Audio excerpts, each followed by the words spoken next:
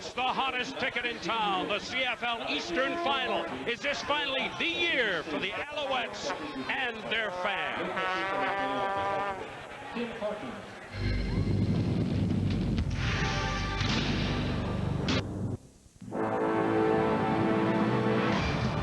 Victory is a treat, best shared among teammates.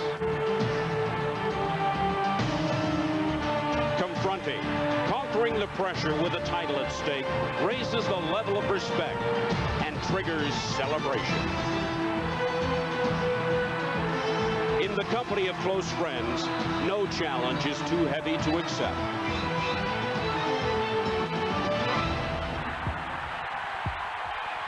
These are the quarterbacks who today take their troops into the CFL Finals. Hey, we're going to Montreal, baby! Tempers flared and blood boiled the last time Montreal and Winnipeg met. Anthony Cavillo engineered the Owls to 3 wins in 4 tries against the Bombers, while Mike Pringle controlled the ground game. Alouette veterans would love to shove the Bombers aside. Winnipeg wrote a game-winning Troy Westwood field goal over the Ticats to reach the Eastern Final. The ill will cuts both ways, but the upstart Bombers are buoyed by the strength of Kahari Jones' arm and resolve. Coaches Charlie Taff and Dave Ritchie shared disappointment in Montreal, but today one will emerge smiling. This Calgary crowd expects the Stampeders to contest the Grey Cup. Dave Dickinson leads the way at quarterback. One of his favorite targets, Mark Boerichter. At 37, Damon Allen is still getting the job done. Robert Drummond is the key on the ground. It's the CFL Finals on CBC.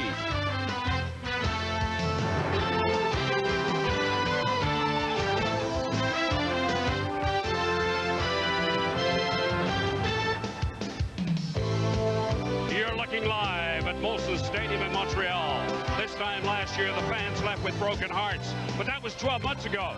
This afternoon, the Alouettes are in the Eastern Final for the 5th straight season, this time against the Blue Bombers. Hi, everyone. I'm Steve Armitage, and welcome to the CFL on CBC. The road to the Grey Cup makes 2 stops this afternoon in Montreal and Calgary.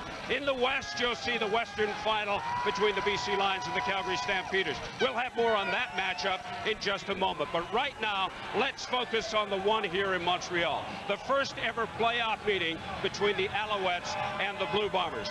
They're billing this one as the Brawl in Montreal. These teams don't like each other, and they both have something to prove. The Alouettes, if they can finally win a final after losing 4 straights. The Bombers coming off a big win over Hamilton, proving that they're better than their 7-10-1-1 record posted during the course of the regular season. Now, with their thoughts on this afternoon's Eastern Final between the Owls and Blue Bombers, we join Mark Lee and Glenn Suter. Guys? Thanks a lot, Steve. Yes, there is animosity between these 2 teams. They're not only calling this the Brawl in Montreal, they're calling it the Thrilla in Magilla. It's a huge heavyweight battle, and it's all being stoked by the Blue Bombers, the team that led the CFL in penalties this year. They're promising violence out there today, revenge for a big game here where there were fights in October. Yeah, the level of violence in football in the playoffs is unlike any other sport. This started back in October between these 2 teams. The Winnipeg Blue Bombers wanted to do their touchdown dance. Montreal didn't want it to happen here at home at Molson Stadium. The fight began. Kelly Wiltshire was thrown out. Milt Stegall was thrown out of the game. They just flat out don't like each other, and there will be a great level of intensity in this football game this afternoon. Yes, there were ejections and there were fines, and the league said from now on the dances will be allowed. Now, here are some of the quotes leading up to this game. The Brawl in Montreal. That was one of the first titles coming. And the Bombers were saying there will be bad blood coming here. There will be violence. I'm telling you, this team is really jacked up. Well, absolutely. But the question is, I mean, a lot of people are doing a lot of talking right now. Who's going to walk it like they talk it here this afternoon? Let's look at the tail of the tape and a couple of matchups we think will be huge, beginning with the Ball Hawks versus the Bomb Squad. Lethal weapon for the Bomb Squad, the big play receivers for Winnipeg. Kahari Jones loves the deep ball. In fact, when you look at the starting receivers, Albert Johnson, G. Roy, Leroy Simon, Robert Gordon, and of course Milt Stegall. They have 20 plays over 40 yards this season, 10 over 50 yards. They love to go deep, but it's a great matchup because it's against the Montreal strength. Yes, and Milt Stegall's name is not there because these guys have held him to just 34 yards per game. Yeah, David Sanchez led the league in interceptions with 9. Lester Smith, his teammate, right behind him with 8. This team had more interceptions in the regular season than any other team in the CFL. How about Anthony Calvillo, the Montreal quarterback, versus the Winnipeg defense? In 3 games he played this year, he had huge numbers, 7 touchdowns, 1 interception. Well, the only time that Winnipeg beat Montreal this year, Anthony Calvillo did not play in the football game. 7 touchdowns against just 1 interception. His completion percentage is up there. He doesn't make the mistakes against Winnipeg. Now, we can't talk about a big playoff game without talking about the kickers. Let's start with Montreal's Terry Baker. He led the CFL in scoring this year and had a terrific record over the last 6 games of the season. Well, he really has. Over the last 6 games, he's only missed 1 field goal. And when you look back in playoff action over the last 2 seasons, 98 and 99, he's perfect. So Terry Baker's on his game. And then there's Troy Westwood, the hero of last week's semifinal, overcoming some early season demons to win it. Well, in 3 of the first 4 games, Troy Westwood could have made the difference for the Winnipeg Blue Bombers, and he didn't. He missed key field goals, but he made everyone forget about that last week with 2 big kicks. A 52-yard punt to set up his game-winning field goal. He has got to be confident in this football game. Both kickers on their game, but might this be a factor here today? Baker has had 6 punts blocked today and 2 field goals blocked, and one of those blocked punts came at the hands of Duran Bolden of the Winnipeg Blue Bombers. Steve? Thank you, Mark. As you might expect here in Montreal, thousands of fans all supporting the Alouettes, but it's really amazing the number of Blue Bomber fans that have made it here to the east. Up next, we'll preview the Western Final, the rematch, the Lions and the Calgary Stampeders. They have just struck up the band here at Molson Stadium from Wells High School in Wells, Maine, about to entertain this capacity crowd at Molson Stadium. The Eastern Final just a few moments away. Last Sunday in Edmonton, Damon Allen was brilliant. The running game of Sean Millington and Robert Drummond was simply awesome in leading the BC Lions to a win over the Eskimos. The question is, can they do the same today in Calgary and spoil what the Calgary Stampeders are hope will be a very enjoyable Grey Cup party? With more on the Western Final, let's join Chris Cuthbert and Chris Walby. Guys? It's a rematch of last year's Western Final, only this time at McMahon Stadium, and the BC Lions coming in on a roll, Chris, with a high-powered 3D offense. Listen, 3D offense, Chris, I'm going to tell you what, if I'm Calgary, on defense, I'm wearing these 3D glasses because I don't know who's coming at me. Is it the Diesel, Sean Millington, maybe Robert Drummond, or maybe Damon Allen? They can come at you and hurt you in so many ways. Why do they complement each other so well? Well, the biggest thing is Sean Millington, between the tackles, what a powerful runner. Robert Drummond, go inside, outside, more of a slasher, likes to go to the outside, and of course Damon Allen can beat you through the air, and he's got great athletic ability and can hurt you with the run. So a great target in Alfred Jackson. 9 touchdown catches in the last 7 games, but we know Calgary can score 2. Dave Dickinson, 36 touchdown passes, and I got a feeling he can do some damage against that young Lion secondary. Ooh, he's got to be licking his chops watching the films from last week. I mean, on one side you got Carter and Lewis, the vets, but on the other side you got McClelly and Levy. They don't have a whole lot of game experience, so I'm saying, hey, this is where I'm going to exploit. I'm going to test these guys early, and if I find success, I'm going to stay with them. Maybe the forgotten aspect, though, of the Calgary offense is their running game, Kelvin Anderson. You know what? We talk a lot about the big running backs at BC, and they are very good, believe me. But Kelvin Anderson comes in here today almost quietly. But yet here's a guy last game, Chris, 147 yards rushing and 3 touchdowns. He really is the key that'll get that Calgary offense going. Might be a shootout in the Western Final. Some real problems for Alondra Johnson and the Stamps defense and for David Benefield and the Lions defense to deal with at McMahon Stadium. With his thoughts, let's join the coach, our game day analyst, Michael Clemens. Thanks, Chris. Here we are, the scene of the crime, where in a few hours the teams will take the field. These are the moments that define greatness. So what are the players thinking? What is going through their mind right now? Well, as I see it, it's Cinderella versus the Maid of Honor. You say Cinderella versus the Maid of Honor? Yes, Cinderella, the BC Lions, who all year have struggled, but have brought it together at the right time. And their leader, Louis Pisagula, he might be Destiny's Child. On the other side of the ball, the Calgary Stampeders, they're the Maid of Honor. They're hosting the whole event. They're supposed to be here. They have everything to lose. They've been the team of the decade, but have only won it all twice. Will the maid of honor finally catch the bouquet, or will Cinderella find that the shoe fits? Back to you, Chris. Thank you, Michael, and we'll be hearing from pinball throughout the day as our game day analyst. BC and Calgary following Winnipeg and Montreal. And right now, let's go back to Molson Stadium. Thank you, Chris. Now, if we could only get pinball to be a little bit more energized, or should I call him coach now after the terrific job he did after taking over the Toronto Argonauts. We're just a few moments away from the kickoff here at Molson Stadium in Montreal, the much anticipated Eastern final between the Alouettes and the Blue Bombers. The Owls trying to snap a 4-game Eastern final losing streak. The Bombers in the playoffs for the first time since '94. You're looking live at Molson Stadium in Montreal. We're just a few moments away from the Eastern final, the Alouettes against the Blue Bombers. Well, coming up next, we'll have the Stamps and Lions, the Western final from Calgary. That's the second half of our CFL playoff doubleheader, immediately following the brawl in Montreal. And of course, next Sunday, the Grey Cup from Calgary, our pregame show hosted by Brian Williams. Of course, whenever they hold the Grey Cup in Calgary, it's always an event, both on and off the field, and our complete Grey Cup coverage on CBC begins at 3:30 Eastern Time. Well, if you're a Winnipeg fan, last Sunday's game in Hamilton was a Cinderella-like finish. If you happen to be a fan of the Hamilton Tiger Cats, it was your worst nightmare come true. To your typical CFL fan, it was a great finish, an exciting finish, something we've come to expect. It was the Eastern final, the last 90 seconds, a thriller between the Ticats and Winnipeg.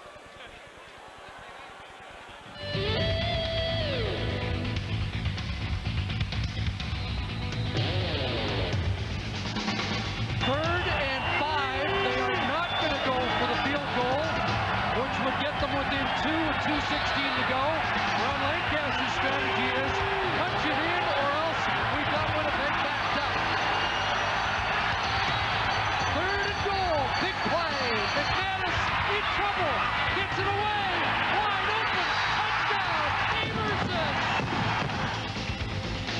What's up? I ain't going home. I want to go.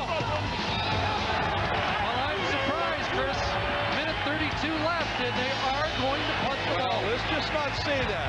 They're lining up looking like, remember Troy Western, they're right now, everybody on the Hamilton side saying, make sure he kicks the football. And he is kicking it away. His best kick, and it goes over Aikens, who has trouble with it. And it turns out to be a better decision than we might have thought. Now you're basically putting the ball in the Hamilton hands. I mean, they obviously have to control their own destiny now. Minute 20 on the clock in second and long. And they throw a flea flicker, perhaps Amerson down. What was that? Back inside the 15. Well, I do not like that call. Anytime you're putting a situation where you're going to put your offense back from where you originally are in the first place, I don't like. Scott Russell telling us that Bob Cameron on the sidelines guesstimates that a 40-yard field goal would be about the max. Let's go, let's go, let's go, let's go, let's go, use the ball, use the ball, use the ball. The Bomber offense did what they had to do to give them the opportunity here. Now it's up to number 7. Kick it hard if you kick it. He struggled at the start of the year. There are 4 men in the back of the end zone that will punt it out if Westwood misses. Here it is for the win. And Troy Westwood's got it. That's good. And there was never a doubt about the distance. What's that, baby? We coming! Montreal! We coming, baby! The Winnipeg Blue Bombers, the improbable season continues. What a great finish in Hamilton last week. There's an adage in sport that goes something like this. You've got to learn how to lose before you can win. Well, if that's true, then the Montreal Alouettes are due. They have gone to the Eastern Final 4 times and come up short all 4 times. Mark Lee has more on the Owls' playoff woes.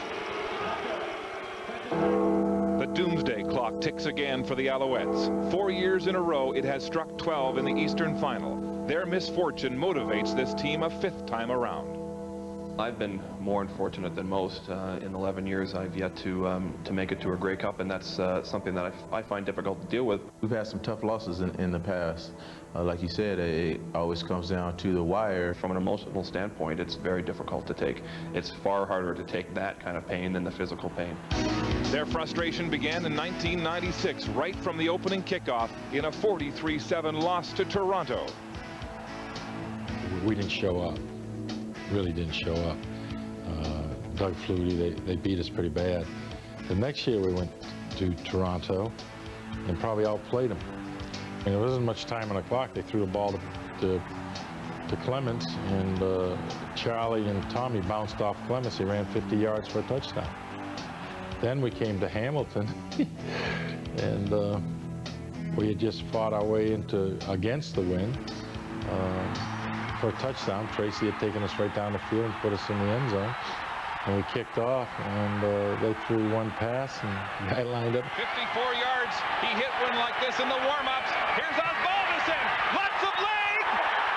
It's good!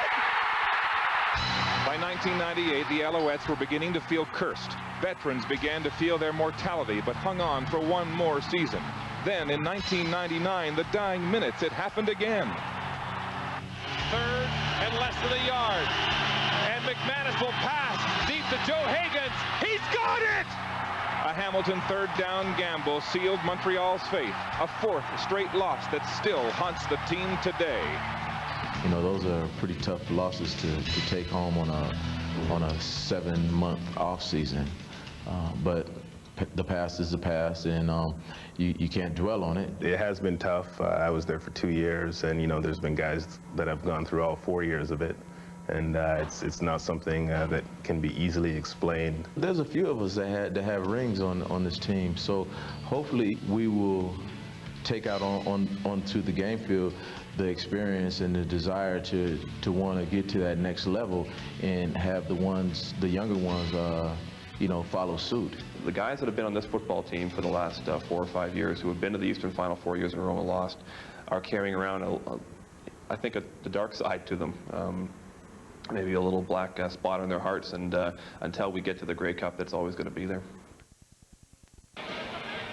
The Alouettes are 10-10 in the Eastern Final. The last time they went all the way and won the Grey Cup was back in 1977. 8 members on the Alouettes' current roster know what it's like to come so close and lose, including Mike Pringle and Jock Climbey. Now let's go back up to the booth and join Glenn and Mark. Thanks a lot, Steve. This game features 2 outstanding young quarterbacks in Kahari Jones of Winnipeg and Anthony Calvillo of Montreal, both who've served their apprenticeships as backups in their first playoff season starting for their current teams. But might it be a factor today that Jones didn't throw until Thursday of this week because his throwing shoulder is injured? Well, the question for Kahari Jones is, with that shoulder injury, can he throw the deep ball like he's done all season long?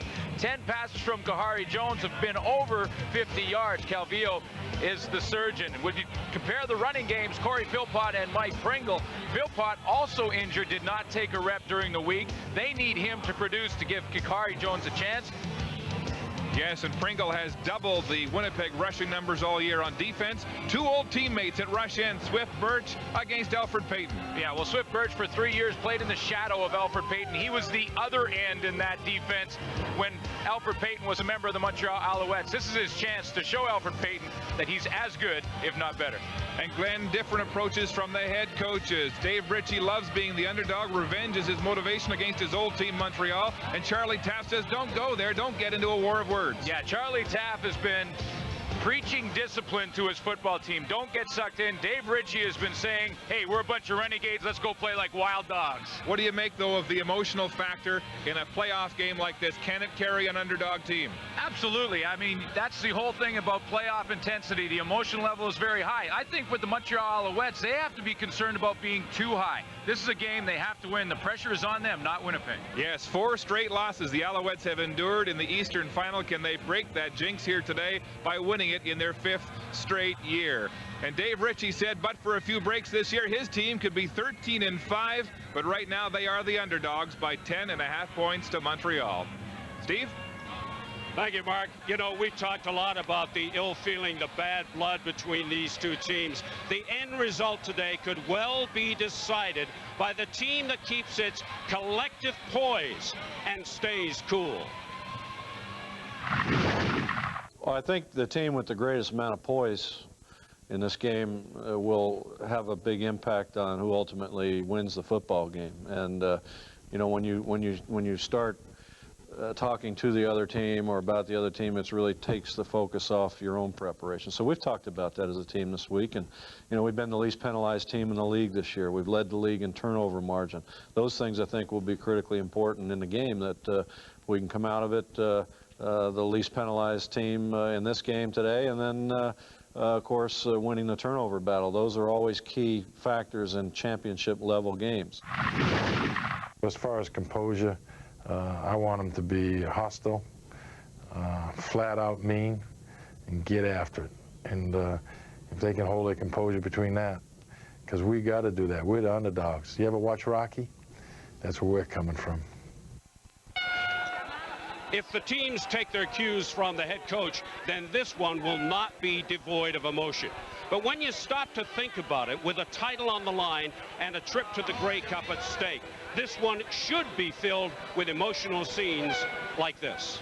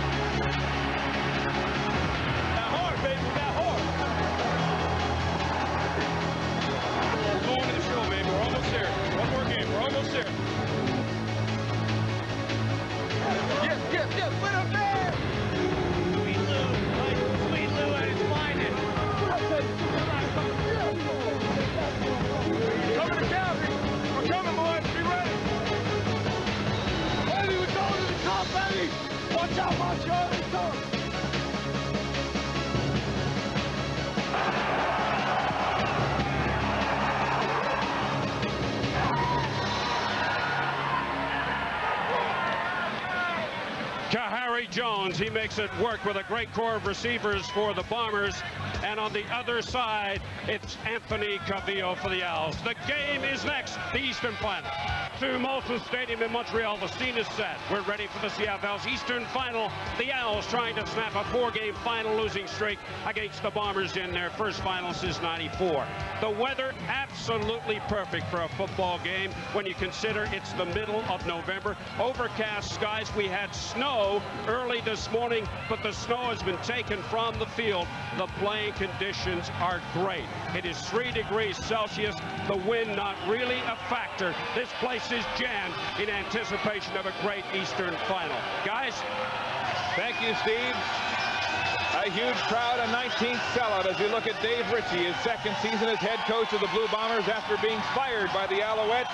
He makes no bones about it. He still holds a grudge. He still doesn't talk to Alouettes President Jim Popp nor to President Larry Smith, and he says it's close today. Look out, Montreal. On the Montreal bench, Charlie Taff in his second season as head coach, succeeding Dave Ritchie. The pressure on his team today, and he said as a coach, a player, or a competitor, you live for a high-stakes game, and he has that today. Glenn, how about your game notes?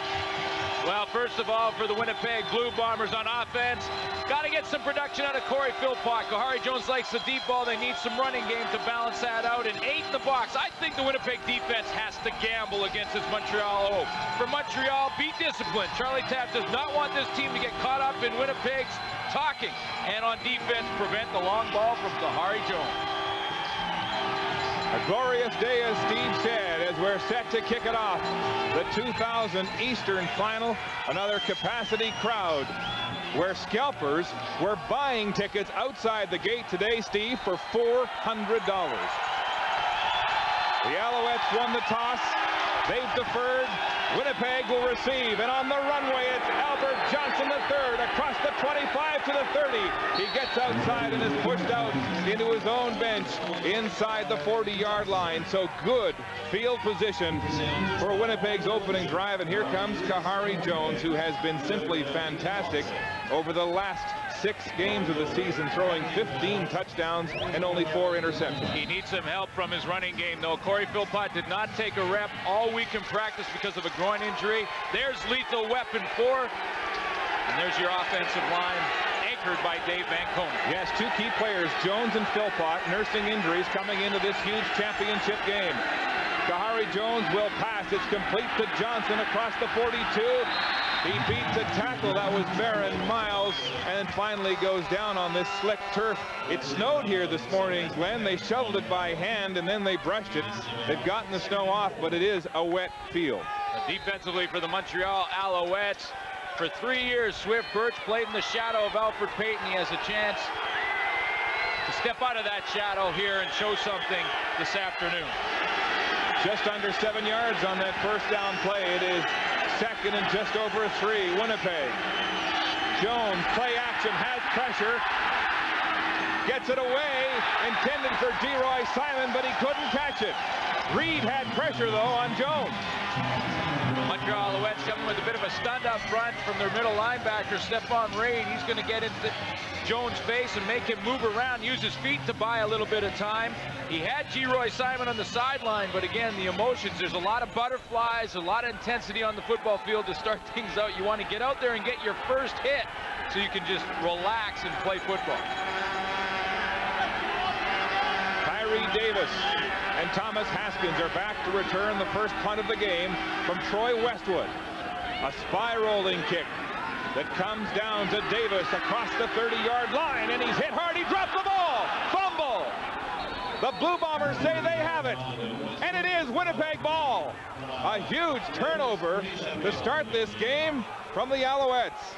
Be careful when you give a hungry dog a bone, because Winnipeg Blue Bombers have nothing to lose and no pressure in this football game. Tyree Davis. Yes, and don't forget that Winston October is not dressed today for the Alouettes. He's returned 2 punts for touchdowns and a missed field goal for another, but he has a hamstring injury. And they could have used him on that one. Tyree Davis had that football out away from his body, and I'm sure Charlie Tabb will talk to him about that. Keep it in there.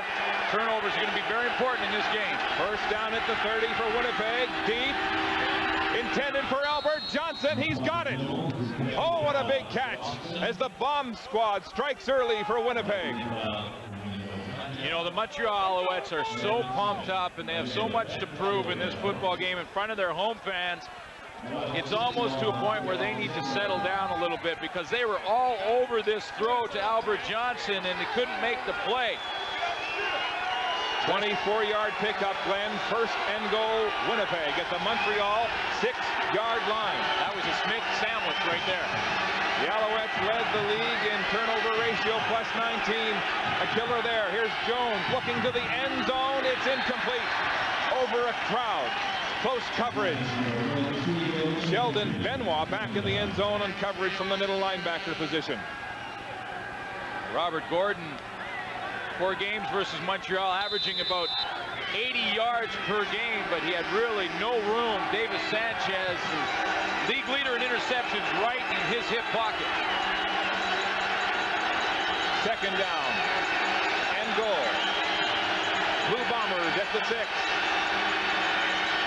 Kahari Jones straight back to pass into the end zone, wide open, touchdown, Milt Stegall for the Blue Bombers. Milt Stegall, who's been held to just 34 yards a game against this Alouette defense on a short corner route. Well, and the Bombers take the crowd out of the game early. And there's the early dance. Mark Washington was in coverage on Milt Stegall, and of course Washington hasn't had a whole lot of playoff game experience. Jones checking the lineup. They've got a problem. Appears to be too many men on the field. They've counted them up, and now a time count violation. Time count violation. Winnipeg number 7. It's not a bad penalty to take. Dave Mudge on the field, and he shouldn't have been. So he'll get off the field. They had too many men, so rather than get the penalty that should be applied on the kickoff, take the delay of game penalty, kick it from a little deeper. So the bomb squad relishing their first strike. The point after. It was hit, I think, at the line of scrimmage, but it got over and through the uprights. And so the Blue Bombers dance their way to a 7-0 lead early in the East Final. Kahari Jones nursing a sore throwing shoulder. Didn't look too shabby on that last series. The touchdown pass to Milt Stiegel, his 16th of the year. Yeah, Milt Stiegel just going to run the corner route, and it looked like Mark Washington was going to switch with his corner, Davis Sanchez, and he froze. And when he froze, Stiegel ran right by him. Scoring drive quickly after Rio Wells stripped the ball from Tyree Davis. Just 3 plays to pay dirt for the Blue Bombers. Troy Westwood kicking off high. It's short. Coming down at the 33-yard line. And still going. Bruno Heppel has the ball, making the catch, breaking some tackles, and getting across midfield. A 25-yard return for the big fullback who missed the last game of the season with an injury. Well, Bruno Heppel knows what to do with the football when he gets it in his hand. He is the fullback, and he catches that short kickoff and spins off a tackle right there. Winnipeg Blue Bombers don't wrap up on the tackle, and Bruno Heppel gets a little momentum back after Winnipeg took it all. Tremendous field position for the first offensive series for the Alouettes at the Winnipeg 53-yard line. 3 receivers to the wide side, empty backfield. It'll be a hitch pass screen. Climby has it, but he's tackled immediately by Jerron Bolton. Jerron Bolton just moved right up there. Jock Climby, one of 2 1,000-yard receivers along with Ben Cahoon this season for the Alouettes. As we look at the backfield, Calvillo and Pringle simply superb this year. There's the receiving corps as Alexander, the rookie, gets the start ahead of Alfonso Browning, and the offensive line solid. Brian Chu having a tremendous season, and he is a free agent. 5 receiver set, 2nd down and 8. Calvillo straight back to pass. Lots of time. He'll air it out for Pringle. It's overthrown in the flats. And again, that looks like nerves to me. The Montreal Alouettes have the pressure on them. They look a little bit nervous in this football game early.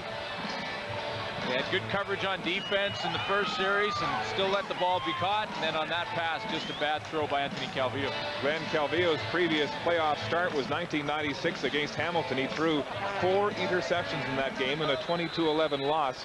But he's only thrown 5 all season. He has matured as a quarterback. Terry Baker standing back at his own 45-yard line. The number 2 punter in the CFL this year with a 46.3-yard average. Oh, that's a beauty. Angling it to Johnson at his own 3-yard line in the corner. Here's the coverage, and they've got him. Peck puts him down. Matt Peck making the tackle. A 47-yard punt and just a 6-yard return at the sellout in Montreal. In Montreal as Kahari Jones gets set to go to work again. First series, it was all Kahari. 5 passes, no running plays for the Blue Bombers. We talked about Philpott nursing a deep groin injury. He's yet to carry the ball. First down, Winnipeg, deep at their own 10. There's the pitch out. And Philpott running hard, hit hard across the 15-yard line. Looking good on his first carry, Glenn. Yeah, when you talk about the injury to Corey Philpott and to Kahari Jones, you know one thing, it's playoff time, and then they'll numb the pain with some painkillers, and the adrenaline level is so high for both teams that they likely don't feel a thing right now. Gain is 7. Philpott has the league record. 22 touchdowns in one season, set in 1995. He was out of football in 1998, working at his own pool hall. Play action, naked bootleg. Kahari Jones fools everybody, then slides into first for a first down. What a great fake on Sylvester Miller. He gets caught right in on the play action. Pulled down by the good fake by Kahari Jones. Sylvester Miller right off the edge. Watch how he gets fooled by it. He gets sucked right in, thinks Corey Philpott has the football, and Kahari Jones is out to the outside for the first down. And so 2 quick running plays, and the Bombers dig themselves out of their own goalposts. first down. Winnipeg on the ground again. Philpott outside Sylvester Miller this time, running hard, and he's brought down very close to a first down. So Philpott running with authority. I talked about Swift Birch coming out of the shadow of Alfred Payton. 9 sacks on the year, and really has had a tremendous season in that front four. Linebacking core, Kelly Wilshire was thrown out of the game the last time these two teams played in the regular season in late October, along with Milt Stegall. And there's the ball hockey secondary. They lead the league in interceptions with 31. The gain was 10 on the play. Another first down for Winnipeg as they move the ball on the ground this time. Another running play. That's 4 in a row. The pitch to Philpott this time. Sheldon Benoit, who was cut by the Blue Bombers at the 97 training camp, makes the tackle for Montreal. A lot of the plays right now that Winnipeg are running are just designed to take advantage of the high level of emotion from the Montreal Alouettes. Play action to Corey Philpott. They're going to run the ball to keep him honest. So after 5 straight passing plays in the first series, the Bombers have been on the ground 4 straight running plays, but now they have 5 receivers in the lineup. Empty backfield. 6 receivers now. Jones to pass, pumping across the middle. It's complete to Robert Gordon, and it looks like he'll have another Winnipeg first down. Gordon, who had 2 games over 100 yards receiving against Montreal this season. One of the reasons that they run this kind of play with empty is to see what Montreal will do with it. Robert Gordon finds the hole in the zone, but the reason they run the play, see how they emptied out the backfield? No one back there behind Kahari Jones. The reason they do that is to see how Montreal will react to it. If they go to some more man, look for Corey Philpott to catch a football. This young Winnipeg offense on a roll. Here comes Lester Smith on the blitz. They bat it down. It's caught, though, by Philpott on the deflection. And he'll have 3 or 4 yards on the return, but flags are down. Well, Lester Smith tried to time it up. He got caught up in there. I'm not sure if he was offside or drawn offside from the Winnipeg Blue Bombers, but tried to time the blitz. He came running from the free safety position. Offside. Winnipeg number 85. First down repeated. So Milt Stegall charged with the offside offense. They'll move it back 5 yards. Well, the reason Milt Stegall goes offside is because when he sees the safety blitz coming up there, it's his job to go right where the safety should be, right into the hole. He just got there a little early. Right now, it's all Winnipeg on offense. 1st and 15, Blue Bombers. Kahari Jones straight back to pass. He'll throw again. It's complete to Robert Gordon. He steps out of bounds in front of Davis Sanchez for another Winnipeg first down. Sanchez giving him all kinds of room on the corner, Glenn. Well, yeah, and right now they're just trying to feel things out with the Winnipeg offense, exactly what they're going to give him.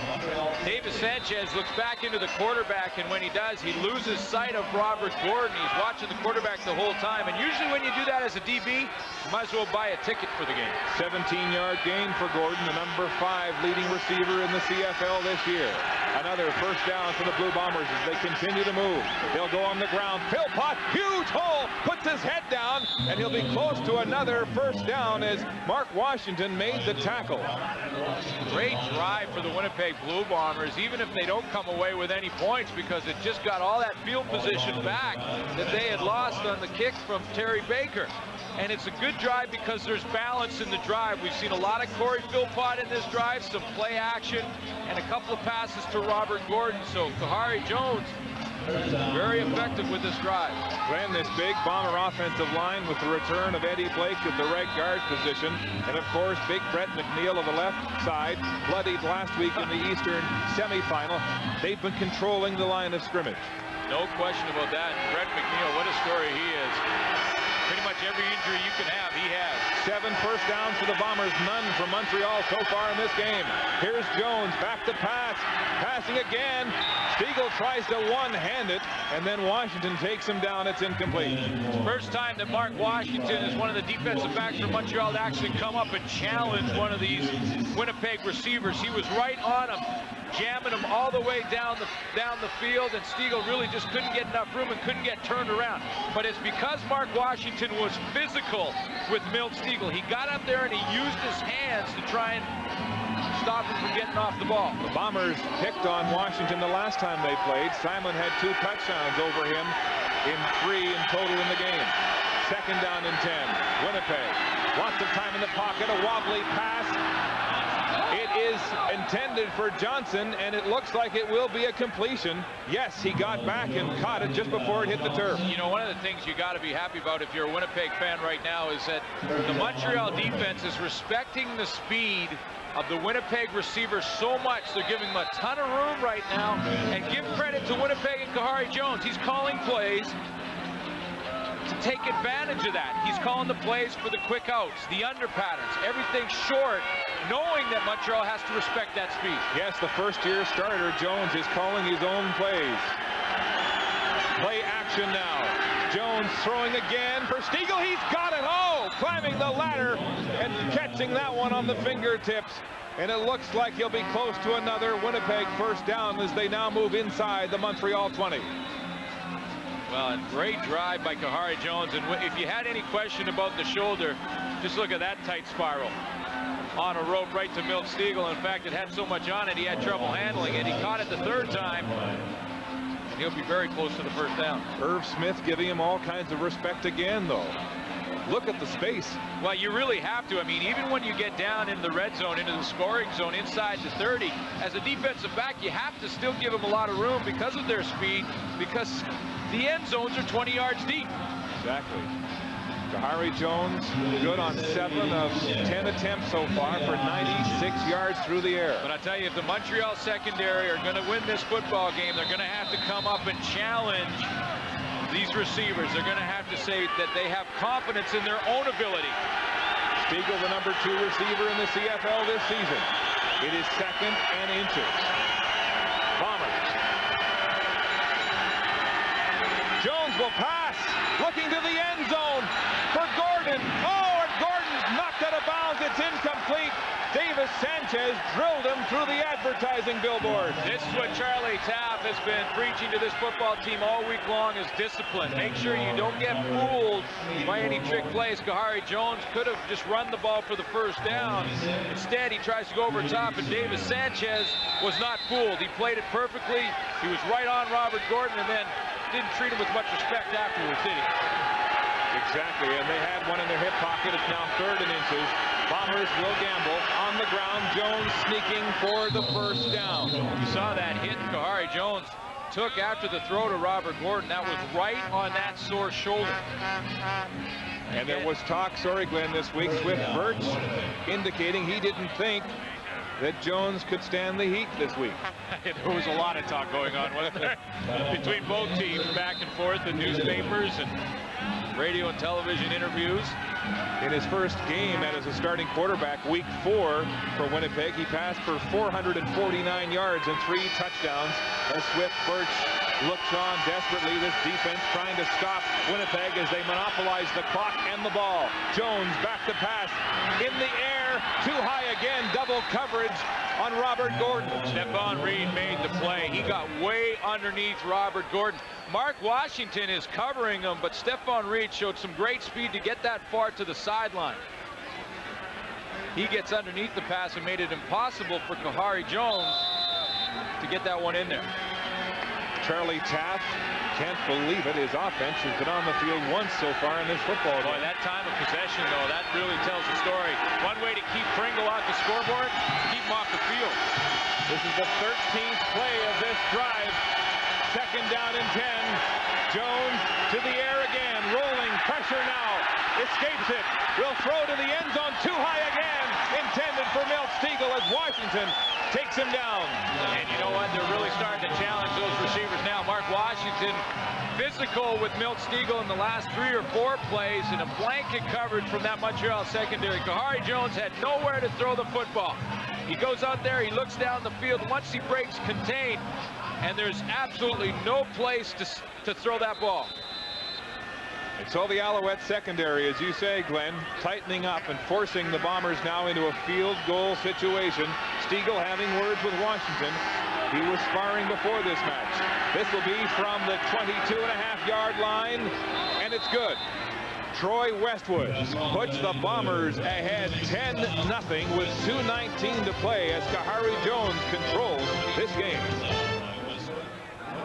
Back back in Montreal. Charlie Taft saying he had trouble sleeping last night. He calls the plays for Anthony Calvillo, and before this game, early this morning, was going through the game in his head, going through his ready list, making calls in his mind's eye, saying 20 seconds between plays in the CFL is not a lot of time to make up your mind. Well, he's got his ready list in his hand. It's a sheet of paper, and he wants to memorize it so he can do it quicker. Thomas Haskins at his 23 to return this kickoff, slips at the 30 and goes down immediately. A 7-yard return as Anthony Calvillo comes out on the field with 2:16 to go in the first quarter. Basically, he's been given 3 quarters of football with which to play. Yeah, and he has to go back to what got him here, and that's Mike Pringle. He averaged 105 yards per game during the season. Calvillo with a 62.5 percentage this year. It's a tall order, but he's been consistent. They've already given up 1 turnover, so they're a -1 so far. Mike Pringle, 5 out of 7 seasons, the leading rusher in the CFL. Will get the ball, puts his head down, runs hard into the right side of that Winnipeg defense. Pringle, who set a CFL record with 19 rushing touchdowns this year, and these are the men he'll face today. Well, it's a 34 defense from Dave Ritchie up front, Benny Goods, Alfred Payton on the corners.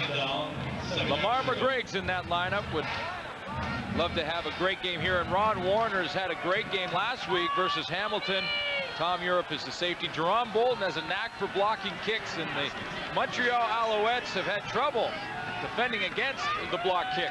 2nd and 8, Haskins in the game, 5 receivers. Oh! Benny Goods puts the lock on Calvillo. They'll call it an incomplete pass, as it appeared Calvillo had his arm in the forward motion. Yeah, he really did. He was attempting to throw that football, and Benny Goods just stripped it out of his hands, but it was going forward, which means it's an incomplete pass.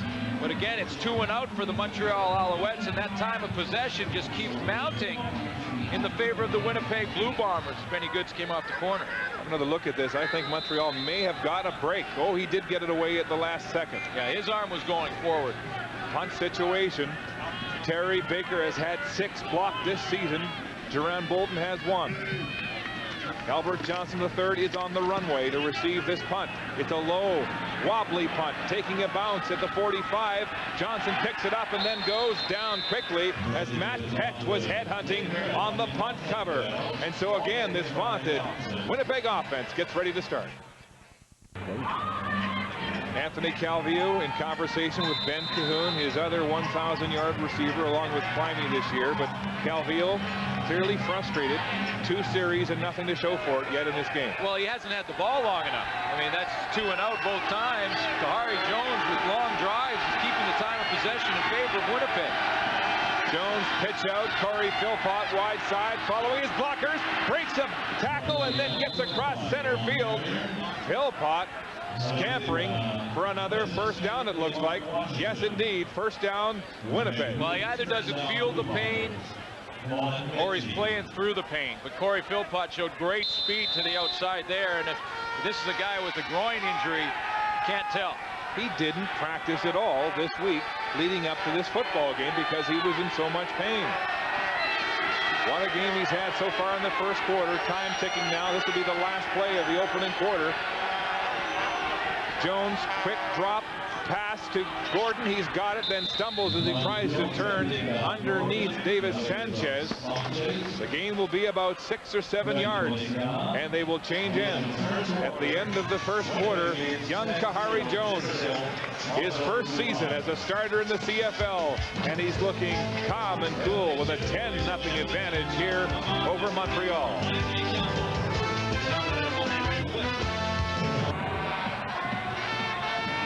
Today here at Molson Stadium in Montreal, this was the scene. Lots of snow on the field. It snowed throughout much of the early morning hours. They did a great job to take the snow off, and this is the end result as we get set to start the second quarter here at Molson Stadium. The Winnipeg Blue Bombers in front of the Alouettes by a score of 10-0. Conditions are absolutely perfect. If anything, the field is just a little bit slippery, but not half as slippery as it was 2 weeks ago when the Alouettes took on the Argos. Guys?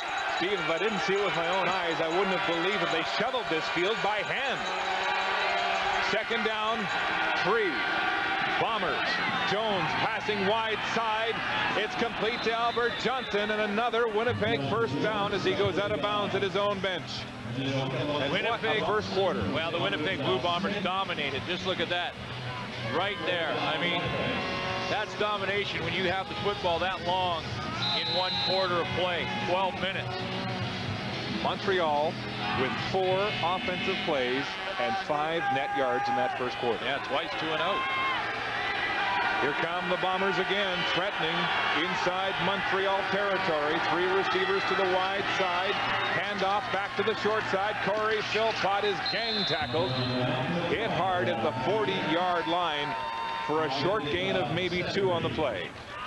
You know, the way the Winnipeg Blue Bombers receiving corps are running routes right now, you think that they're setting up the Montreal defense for some out and ups, because right now they're doing everything underneath.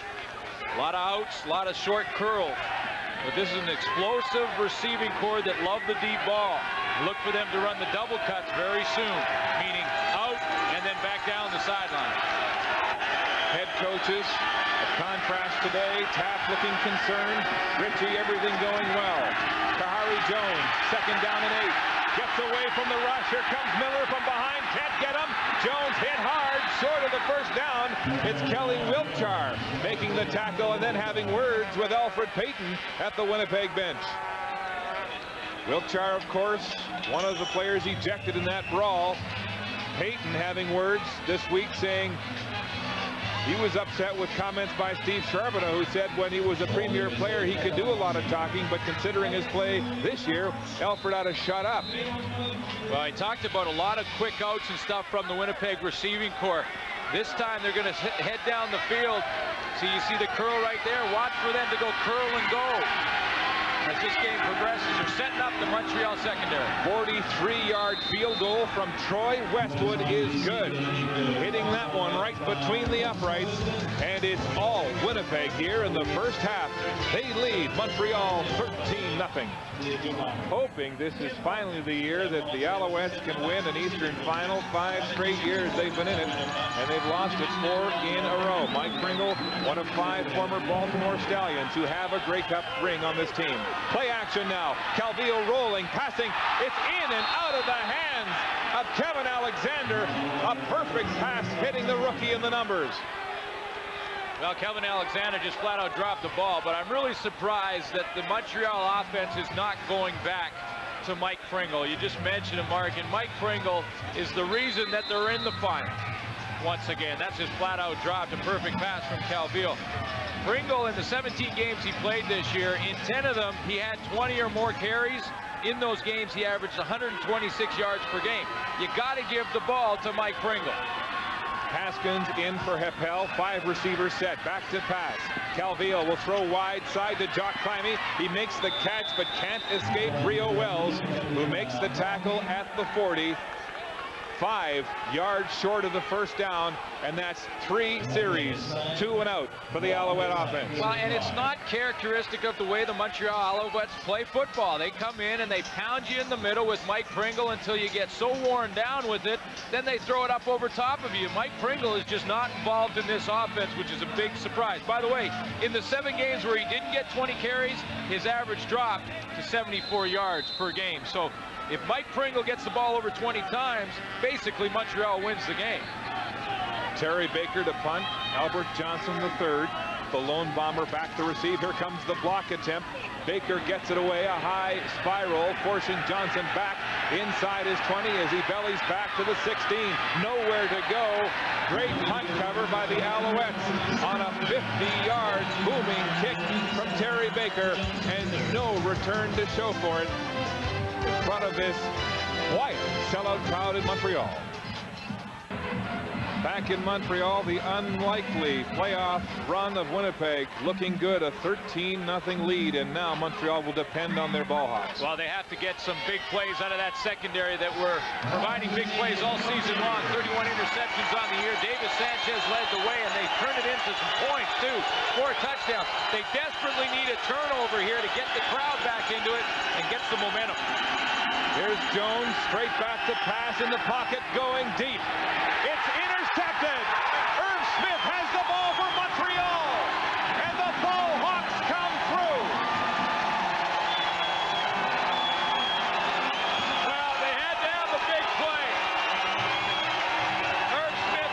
and provides it. Kahari Jones was hit after he threw that one. He hasn't got off the turf yet. Remember, Birch was talking about Jones not being able to take the pounding. Maybe he knew more about that shoulder.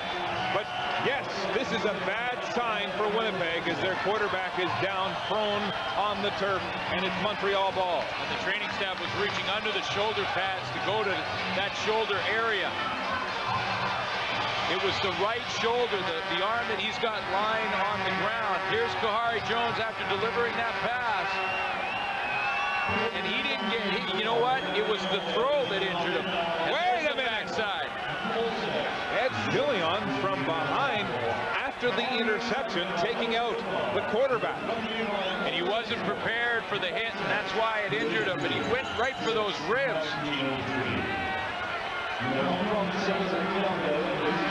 Now Ed Villion, after the interception, has all the right in the world to get up and block the quarterback. In fact, the defensive line is told that when an interception happens, the quarterback's the guy who usually makes the tackle, so you got to make sure you block him. So Kahari Jones is up and moving off the field under his own steam, but Brian Ayotte, the backup, warming up. He has no statistics this year, Glenn. No passes, no rushes. Montreal on offense, they go to the big man, Pringle, and he is chopped at the line of scrimmage. Well, at the beginning of that play, I thought that maybe Kahari Jones hurt his arm by throwing that football, and that's why it was such an errant pass, but it was actually Ed Villion that got up late and is going to come from this side of your screen and put the hit right there on Kahari Jones, and he reached right for the rib cage.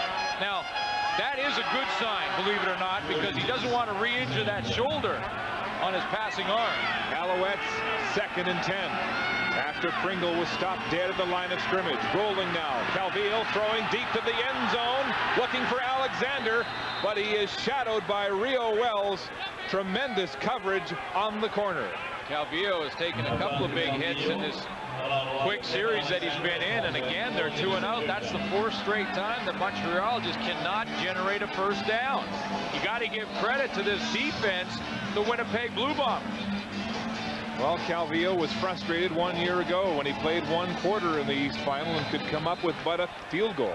And you know, the Winnipeg Blue Bombers aren't doing anything real fancy. That's Brian Clark coming off the edge late, but they're basically rushing with 4. Terry Baker with a 35-yard field goal attempt. It's botched.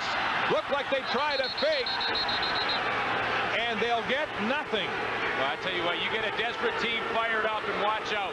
The Winnipeg Blue Bombers came in, and no one expected them to do anything against such a powerful Montreal team, and right now it has been all Bombers.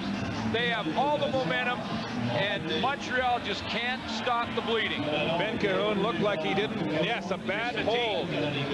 Completely missed the tee.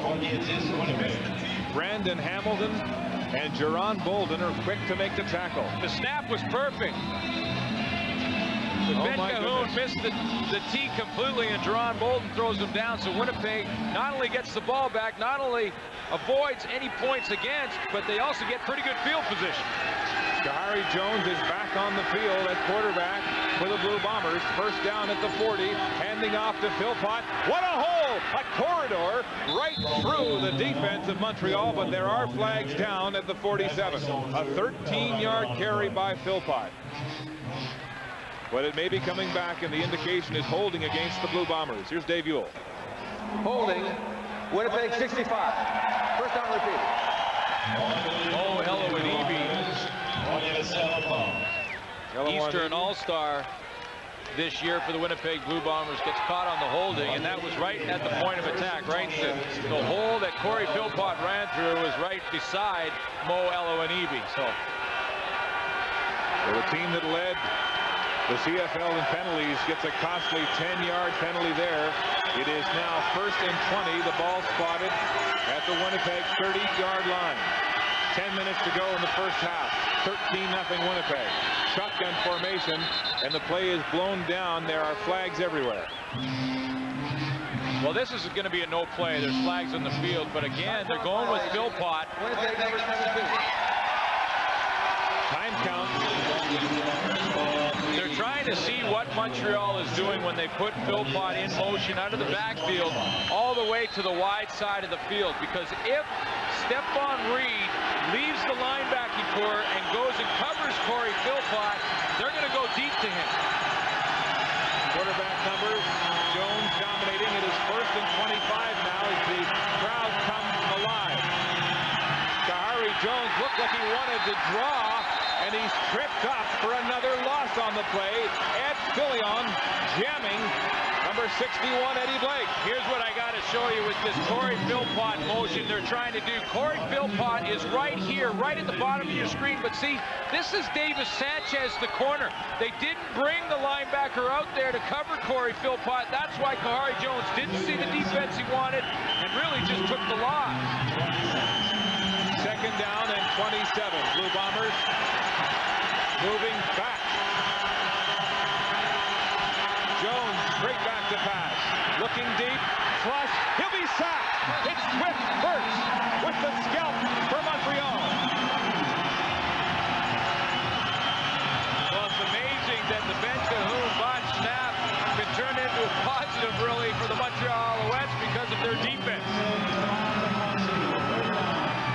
Winnipeg offensively just went backwards on that series. Mo Elamimi got the holding call to start things off, and he got a little away with a little holding there.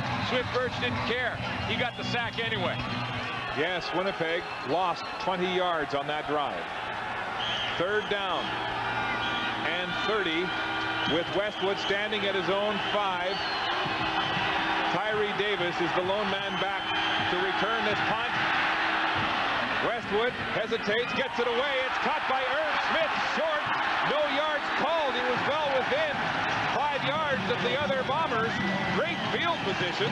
Just a 30-yard punt from Westwood and a 13-yard return from Irv Smith, who once again helps his offense out. First an interception, and now a big punt return for the veteran defensive back of Montreal. Baron Miles made a big play on that punt. Forced a bad kick from Troy Westwood. That set up Irv Smith's return. Montreal at offense. Calvillo complete to Kahuni. Dropped the ball. He had it. Took a look over his shoulder as Rio Wells was bearing down and then let it go. Well, this is good field position from Montreal. Look right down the hash mark here. This is right where Baron Miles provides the pressure, number 31. Troy Westwood feels that pressure. See him on the hash mark, and he's going to take another 3 or 4 steps. That forces the bad punt from Westwood. Irv Smith picks it up and has good field position. But now, can Montreal capitalize? Alouettes perhaps feeling nerves. 4 previous series have been 2 and out. Here's Calvillo, 2nd and 10. Blitz from the outside. Calvillo down the middle. Complete to John Clemmy. Touchdown, Alouettes!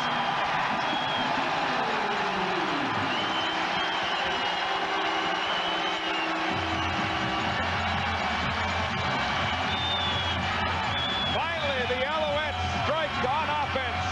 Calvillo all pumped up as he hits the veteran Jock Clemmy for his 6th touchdown catch of the season.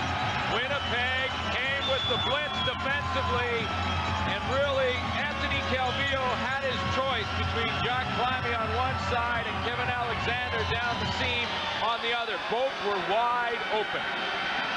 Jock Clemmy in his 11th season, never getting to a Grey Cup game, has contemplated retirement over the last 2 or 3 years. Says he's in the best shape he's been in the last few years, and he puts the Alouettes on the board and gives them some hope. You know, some of the young players from Montreal, you could tell they were nervous. You could tell they had the butterflies, but it's the veterans on this football team that have been here before that have made the big plays. Irv Smith has made an interception and that good return to set up the field position, and then look how wide open the veteran Jock Clemmy is right down the seam, taking advantage of the Winnipeg blitz. Harold Nash was waving. They were confused in that secondary trying to get lined up properly. Clemmy on the end of that touchdown pass. Calvillo's 28th of the season. He's only thrown 5 interceptions. And it's 13-7 Winnipeg. The lawyer out of Ottawa. Just to give some credit to Marquette and Calvillo. He went on the quick down, and you can change up your snap count. Sometimes you can catch that blitz off guard, and I think that's what he did. Calvillo went on one. They're dancing with thoughts of a cup in their mind here in Montreal. Not that cup. Here's Baker to kick it off. Albert Johnson has it at the 10, slips, then turns on the Jets, and then goes down for his own good. Tremendous pursuit. An 18-yard return by Johnson. Well, one more time. See the quick count by Anthony Calvillo. He went basically on first sound, and the Winnipeg blitz was not set up. They weren't lined up correctly, and they're battling again right down on the field. And there's some pushing and shoving on the field right now as we look at that replay. They got Montreal back in the game. A little bit of a wake-up call. Jack Climbey just rang the alarm clock for this football team. Finally separate the players. There were at least, well, there were both teams, both defenses and offenses were on the field at one time. And they've broken it up. That's what you call a bench-clearing brawl in football. The brawl in Montreal. Wayne Weathers, the national team wrestler, in the thick of it. Crowd's in it now. Bombers with 5 receivers. Quick drop. Pressure. Jones tries to escape. Throws it. It's complete. Marcus Howell has it, then gets across the first down marker before being forced out of bounds at the 42-yard line. Nice composure from Kahari Jones. He looked to the short side of the field first, but everyone was covered. See him look to his left. No one's there, but he keeps his composure, even though he's got pressure from Sylvester Miller all over him, and finds an open Marcus Howell on the sideline.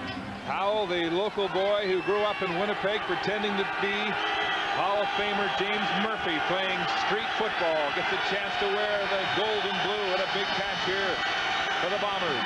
First down, handoff up the middle. Philpott runs into trouble, then goes down at the 45-yard line for a gain of 3. Well, that was a big play by Kahari Jones. Here's a guy with basically no playoff experience from the quarterback position in a big game with emotions running high.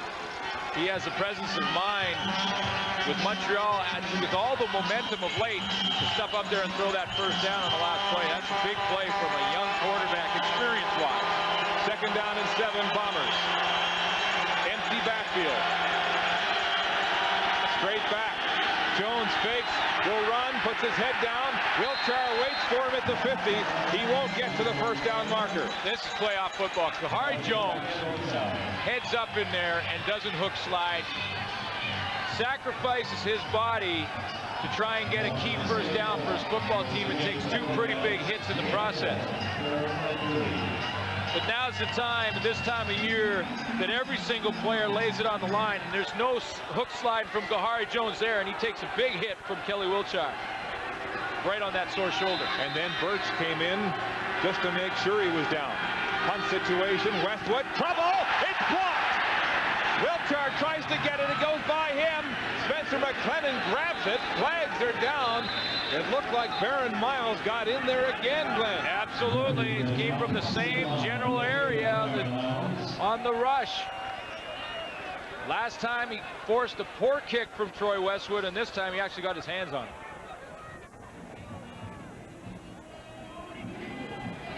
Dave Ewell and his officials trying to sort it out. But it should be a no-yard situation as Spencer McLennan caught that punt from the Bombers. No yards. Winnipeg number 18. First down. Yeah, even though the ball was partially blocked, it did cross the line of scrimmage, which means the same punt rules apply. And until a Montreal Alouette touches the football, you've got to be within 5 yards. Can't be within 5 yards. Baron Miles with a block and a hurry, and that's 2 no-yard situations against Winnipeg. See, Troy Westwood has a problem getting the handle of that football early, and Baron Miles went vertical, horizontal, and vertical to block that one. On the ground, Pringle hit in the backfield, spins off and keeps going. Second effort there. Well, this is why I'm surprised that we haven't seen more of Pringle early in this game, because you know, he gets a few yards in the play, about 6-7 yards. Not a first down, but it was the way he did it that fires up his teammates. He breaks 3 or 4 tackles. See, he hits the line of scrimmage, breaks a tackle right there. That would have been a 2-yard loss. That's what fires up the rest of that offense, especially the offensive line. Pringle buying his offensive line new golf clubs, saying thanks for another big year. Second and short. No. Pringle hit hard at the line of scrimmage on the 2nd and 2 situation. And it looked like Payton was in there to make early contact. Yeah, Alfred Payton hit him low. But it's a question of whether or not to gamble here. But this is what Mike Pringle and how important he is. Look at that. When they win, 163 yards a game, but he has to get 20 carries or more. Fans here in Montreal really wanted Charlie Taft to gamble in this situation. Pringle, the 2nd all-time leading rusher in the CFL, only behind George Reed. Look at the intensity in his eyes. Fired up. He won a ring in '95 with the Baltimore Stallions. If it was up to him, he would carry this football team entirely on his shoulders. Charlie Taft, and he's listening advice. He's explaining to Taft right now, look, it's real simple. Just give me the thing as many times as you can. They won't gamble. Baker will punt it away. It's a beauty into the end zone, forcing Albert Johnson to go back deep. There's no escaping this pursuit as Johnson goes out of touch for a punt single. You know, it was too good. Terry Baker wanted to angle that to the sideline. He did not want that ball to go in the end zone. So Terry Baker with his 10th single on a punt this year for Montreal. Dave Ritchie gives up a point, but the net on that punt was 7 yards as his team scrimmages on the 35-yard line. Play action, bumping, sack! Cliff Burt with his 2nd sack of the game. Corey Philpott went the wrong way, Mark. Yes, a mix-up in the backfield. Watch that play for the Blue Bombers. Montreal defense is starting to settle in now. They're starting to figure out exactly what Kahari Jones is trying to do to him. But you see, Corey Philpott was supposed to go the opposite way.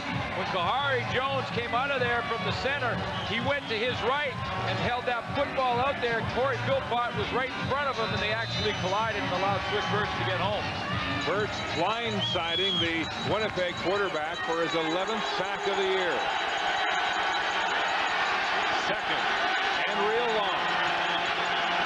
Winnipeg. Jones in the pocket. Screen pass to Philpott. Montreal waiting. Short gain as Stephon Reed makes the tackle for the Alouettes. Stephon Reed has quietly made some big plays for this defense. Remember, early in the first quarter, he got underneath the pass and forced a field goal by Kahari Jones, and this time he just sniffs out this screen perfectly. You know, as a young man, he was a skier who broke his back and was in a body cast for 6 months.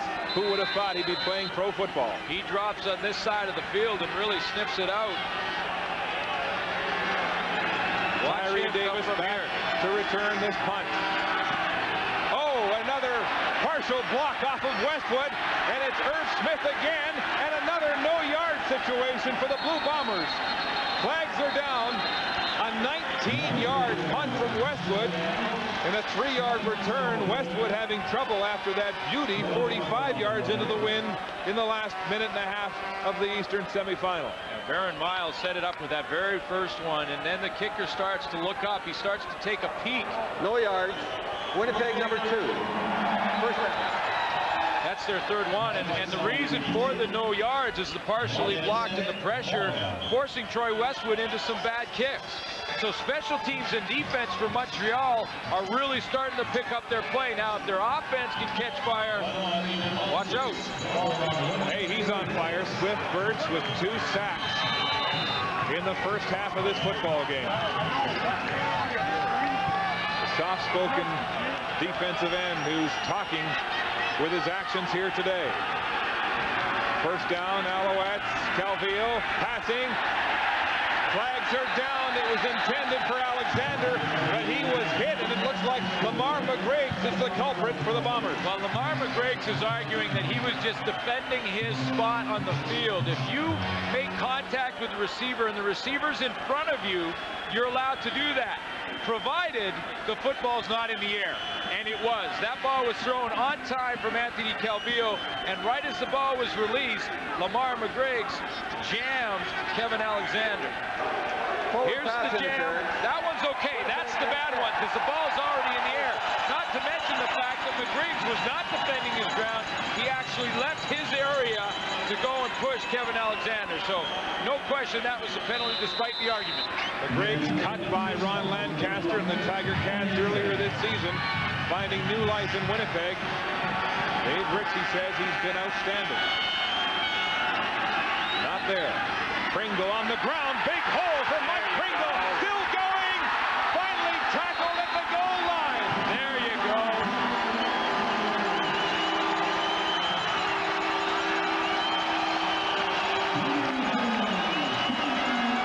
21 yards on the ground for Pringle. And it's first and goal. Montreal at the 1. First and goal, Alouettes at the Winnipeg 1. 2:48 to go in the half. Calvillo handing off. Pringle head down. Touchdown, Alouettes.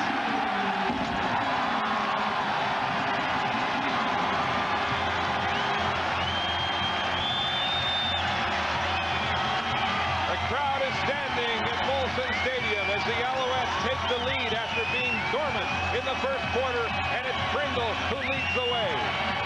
Well, they got some momentum from their defense and their special teams. A couple of partially blocked kicks, a couple of no yards called. That built the momentum, and then Mike Pringle capitalizes on that momentum with 2 huge runs. The point after attempt from Terry Baker. The hold is good this time by Cahoon, and it's good. And with 2:42 to play, Montreal has the lead, 15-13 on Pringle's 20th touchdown of the year. Well, this is just straight power from Mike Pringle, who, remember, moments ago was over there in Charlie Taft's ear, whispering, hand me the ball more often, we'll have success, and he just bowls Tom Europe right out of the line. Tom Europe, one of the hardest hitting safeties in the league, steps up there and just gets rejected from Mike Pringle. All of a sudden, it's a different ballgame. Pringle saying before the game, the guys on this team who have rings, there are 5 former Stallions, need to lead the way. He's one of them, and he's doing it here now. Scoring drive, just 3 plays, 36 yards in less than a minute on the 1-yard plunge for Bader. And those touchdowns coming off of big miscues. Special teams punting problem for Westwood. And the big interception by Irv Smith. Huge for Montreal in the second quarter, helping to reignite this team that had been quiet early. Baker's kick is short. Johnson has it, then trips over the 25. Gets up, though. Flags are down. And Johnson will be tackled by Andre Bolduc across the 35 to about the 37-yard line. But flags are down on that 16-yard return by Johnson. Yeah, it'll probably be an illegal block against Winnipeg. Montreal Alouettes flying all over the field down there. Illegal block. Winnipeg number 30. First down. Brad Yamioka with the illegal block for the Bombers. And they're going to take it back. It'll be first and 10 at the 20. You just take a look at where this penalty occurs. First of all, Albert Johnson right there at the top of your screen. Brad Yamioka throws down Eric Reddick. So you got him from behind, Glenn. Look at the penalties. The most penalized team in the league with 10. The least penalized team, Lions 2 and the Alouettes with none. First down, Philpott on the ground. What a carry, sidestepping, then hauling the mail across the 30. And what looks like a first down. Yes, they're moving the sticks as Corey Philpott continues to rumble. That one 11 yards up the gut. Well, this is an important drive for the offense for Winnipeg because they really need to respond to what now is all momentum for the Montreal Alouettes. Offense, defense, and special teams picking it up. Yes, their 13-0 lead has evaporated as they trail 15-13. Little more than 2 minutes to go. Jones passing to the flats. Stiegel has it on close coverage from Mark Washington, and a short gain. Got a little help out there from Kelly Wiltshire as well. And, you know, Milt Stiegel's going to get a little more attention. In fact, Montreal Alouettes have done a pretty nice job through the regular season against Milt Stiegel. If you look at Milt Stiegel's numbers against every team, it's close to 100 per game, and then against Montreal, it drops to around 34. 2nd and 7. Bombers, Jones passing down the middle. It's complete to Robert Gordon. He makes a move, gets across midfield, and it's finally hauled down across the 45 of Montreal as Kahari Jones converts on that 2nd and long. Well, we talked about the importance of this drive for the Winnipeg Blue Bombers to respond, and they already have. Again, field position so important in the playoffs, and they've got a whole bunch back. See the linebacking core get caught way upfield. Kelly Wilshire stepped on reach, stepped up to respect that Kahari Jones may run. That opened up some room for Robert Gordon. Bombers marching, handoff, Corey Philpott. Wow, he hit that hole with some speed. Tackled at about the 39-yard line for a gain of 5 on the play. That's when Corey Philpott's at his best, when he hits it going downhill full speed, because then one arm tackle, he can run through that, and he's into that secondary in a hurry, and he's already putting together a pretty good day. Philpott out of football in '98, one of 4 misfits on this team, along with Payton, Elawanibi, and McGriggs. All guys who were cut, given up on by other teams, have found a home with Dave Ritchie and the Blue Bombers. 2nd and 5. Jones with time in the pocket. 4 steamboats, 5. He'll roll right now, looking for more time. Pointing at his receivers, throwing. It's complete. Stiegel has it across the 10 and finally forced out of bounds as the Montreal secondary just couldn't keep up their coverage. Well, you can't. You can't. That's way too long, and I don't care how good you are in the defensive backfield, you cannot cover for that long. When Kahari Jones gets out here, Stiegel is up here, and he's going to slip in behind the coverage. But see, the defensive backs are caught in no man's land, because when do they come out of their coverage? You see Kahari Jones. Now, when do they come up and try and tackle him? And there it is right there. He comes up, tries to tackle him, and that's when Stiegel slips in behind him. It's very difficult when you break containment. 31-yard gain, 1st and goal, Bombers at the Montreal 8-yard line. Jones to throw for the end zone, looking for Johnson. It's incomplete. Well, Alfonso Roundtree was late getting on the field. He hustled out there. Montreal wanted to go with the extra defensive back. He was late, got there just in time to jam Robert Gordon and take away Kahari Jones' #1 target. Roundtree getting the start ahead of Mark Loftus and Winston October, 2 backup defenders. 2nd and goal from the 8. Bombers threatening, trailing by 2. A minute to go in the half. Jones into the end zone, double coverage, incomplete. Wow, a blanket on Milt Stiegel. Lester Smith is a veteran at the free safety position, and he knew one thing. He knew that the coverage provided on Milt Stiegel was coming from a linebacker in Kelly Wilshire. So that means he's going to go and help on Kelly Wilshire. See, there's #1, and they're going to double him with Lester Smith. They know you got a linebacker one-on-one against Stiegel. That's not a good matchup unless you get help from your safety, and Smith was right there. Westwood attempting his 3rd field goal of the game. This one from the 16. It's down and good. 3 for 3. Troy Westwood, who struggled with his punting, he's simply perfect with his placements. And now it's 16-15. The Bombers back in front. Well, Mark, whether it was 3 or 7, I think it's a huge drive for the Winnipeg Blue Bombers. They respond to the Montreal touchdown. They slow down this momentum. There's only 50 seconds left in the half, and they regain the lead. That could be the drive of the game for them if they can win this football game in the end. Dave Ritchie's team has controlled the clock with long drives. Montreal has had really one offensive threat.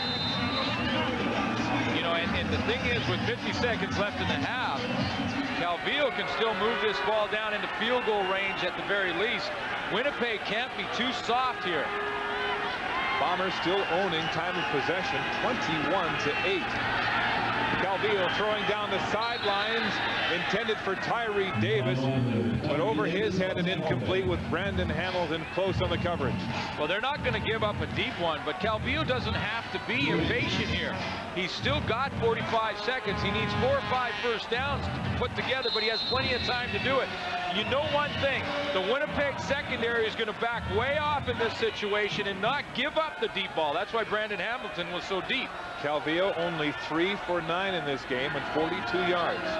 Passing. They'll pass again, 2nd and long. Time across the middle. It's complete to Ben Cahoon. Cahoon puts his head down and drives across center field for an Alouette first down. Cahoon, there it is, 1,000-yard season. That's what I'm talking about. Sorry, Mark. I'm talking about underneath, right? You don't have to be impatient. You don't have to go over top, because that secondary right here are going to drop way back here, and that's going to open up a room underneath that zone. 23 yards on the gain, first down. That pass appeared to be tipped, incomplete. Calvillo finding some interference in the pass rush from Winnipeg. Jock Climbing was wide open underneath. You know, there's plenty of time for Calvillo, and really now he needs another first down and a half. 31.2 seconds on the clock until halftime here in Montreal. Terry Baker's longest field goal on the season is 50 yards, so you really just need the 43-yard line. Another 2nd and 10 situation for Calvillo. In the pocket, passing, tipped, no good. Looked like he was going to Pringle out of the backfield. Ryan Clark, really, he got 2 hands on that, should have had an interception. I think it surprised him a little bit. Calvillo, who passed for 62.5% this year, struggling in the first half in the air for Montreal. Yeah, and he's struggling in the first half because even though Pringle did have the 1 series, they haven't established him. And until you can establish Mike Pringle, you're really out of character if you're the Montreal passing game. 27.1 seconds to go until halftime. Punt situation, Baker gets it away. Short though, bouncing on the hop. Albert Johnson breaks a tackle at high speed and is clipped down at the 30-yard line, and there's more pushing and shoving and words after the contact in front of the Alouette bench. Well, if you're Winnipeg Blue Bombers now with 17 seconds left in the half, you basically just get out of this half with the 1-point lead. You came into hostile territory at Molson Stadium. No one expected you to do anything, and here you have the lead at halftime. That's a huge victory for the Winnipeg Blue Bombers. Dave Ritchie has to be happy with the way this half has played out. His team leading by 1 point. His offense has been prolific. One concern, punting. That's what they'll do. They'll just get everyone huddled up around Kahari Jones and just try and kill the rest of the clock in the first half. Jones will take the knee. 15.7 seconds to go. The only problem is will he be able to kill the rest of them? They don't want to punt it away for one reason, because that'll give Montreal 1 play to line everyone on the line of scrimmage and try and block a punt. Remember, they've got their hands on 2 in this first half. 2nd and 11. They'll be able to kill it now. And Kahari Jones will take the knee, and that's the first half. A stirring half for the Blue Bombers, and a good rally in the second half for the Alouettes. But it's a 1-point lead for Winnipeg, and the underdogs in front. Down to Steve. Thank you, Mark. I'm with the head coach of the Bombers, Dave Ritchie. Dave, by my count, the momentum has shifted about a half a dozen times, but you seem to have got it back. Basically, we had too many penalties on special teams, and we gave them about 5 short fields there, and we're lucky we're not way behind in this game right now. But our guys have played hard, came back. We didn't protect Kahari very well there in the second period, and basically we have to go back and regroup. But we can't give them those short fields we gave them. Coach, good luck in the second half. Thank you very much.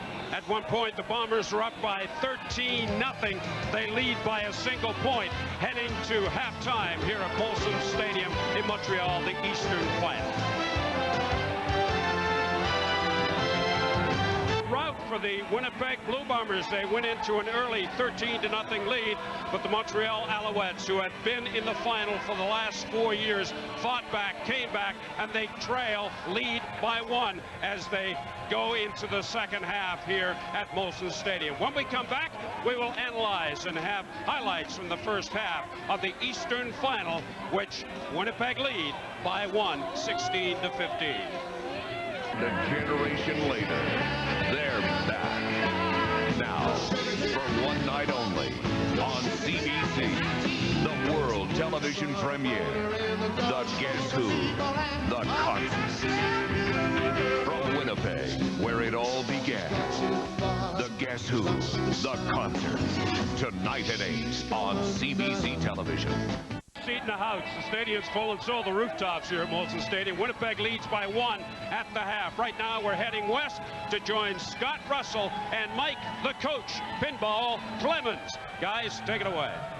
Yeah, Steve, those guys may have the best seat in the house there. We have the best seat in the house here at McMahon Stadium in Calgary. There's a look at the stadium outside. It's 0 degrees Celsius. We, Mike, are in the nice heated indoor booth. Mike Pinball Clemens, the coach of the Toronto Argonauts. We're going to take a look at the Winnipeg Blue Bombers and the Montreal Alouettes. And Dave Ritchie, as you know, is an aggressive man. Wants to win the football game and will play to win, not just not to lose. You know, and he said right from the onset that he wanted to play hostile. You know, the difference between these two games, these two teams in the last 3 games is 1.7 points. After 30 minutes, it's only 1 point. These two teams are true to form. Let's take a look at some of the things that happened in the first half. If we look at this punt on the screen, we'll find that it's a punt here, and it looks very innocent. Albert Johnson III, the best punt returner in the league, makes a return of about 10 yards. It looks very innocent. But as we look at the next play, we'll follow with a second and inches aggressive play by the Winnipeg Blue Bombers. You see, they drove the ball all the way down the football field in this particular effort. And as we look again, this aggression here, we'll look at, they're constantly aggressive. We'll see here Jerron Bolden coming off the end, and as my screen goes crazy, we'll watch him come off the end. He's going on the blitz. Aggressiveness. Now, this time, aggression costs Winnipeg, and that's something you give up. When you're aggressive, sometimes it can cost you, and Montreal finds itself making its way back into the football game.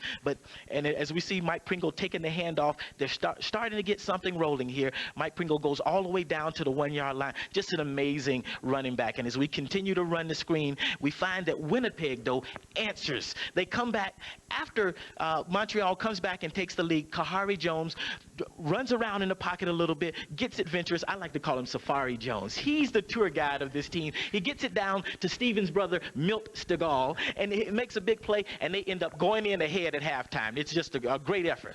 Milt Stegall, I love that. Now, in the second half, the Montreal Alouettes have reestablished themselves, obviously. Now we've got a veteran quarterback in Anthony Calvillo against a relative newcomer in Kahari Jones. How do those characters respond? You know, Anthony Calvillo, I believe, is the most valuable player of this team. Certainly Mike Pringle is the most outstanding player. Anthony Calvillo, the most valuable player. He's going to lead this team. And you know, Safari Jones, he's going to be the tour guide for Winnipeg. It's going to be tight. They make big plays on Winnipeg. Well, Pinball, you know the sun rises in the east, but it sets in the west. We'll have the Calgary Stampeders and the BC Lions later. Right now, back to Glenn Suter and Mark Lee, guys.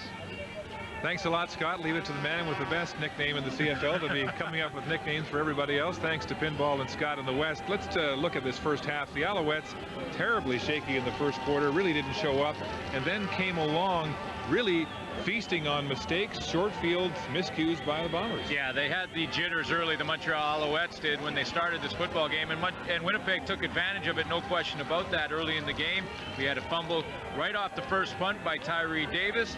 Tyree Davis drops that first punt by the Winnipeg Blue Bombers, and when he does, it gives a very desperate team in Winnipeg early momentum in the football game. And what do with that turnover? They capitalize on it with the touchdown to Milt Stegall from Safari Jones, who is in a jungle here in Molson Stadium, I guarantee you that. But that's the Stegall touchdown to capitalize off the fumble.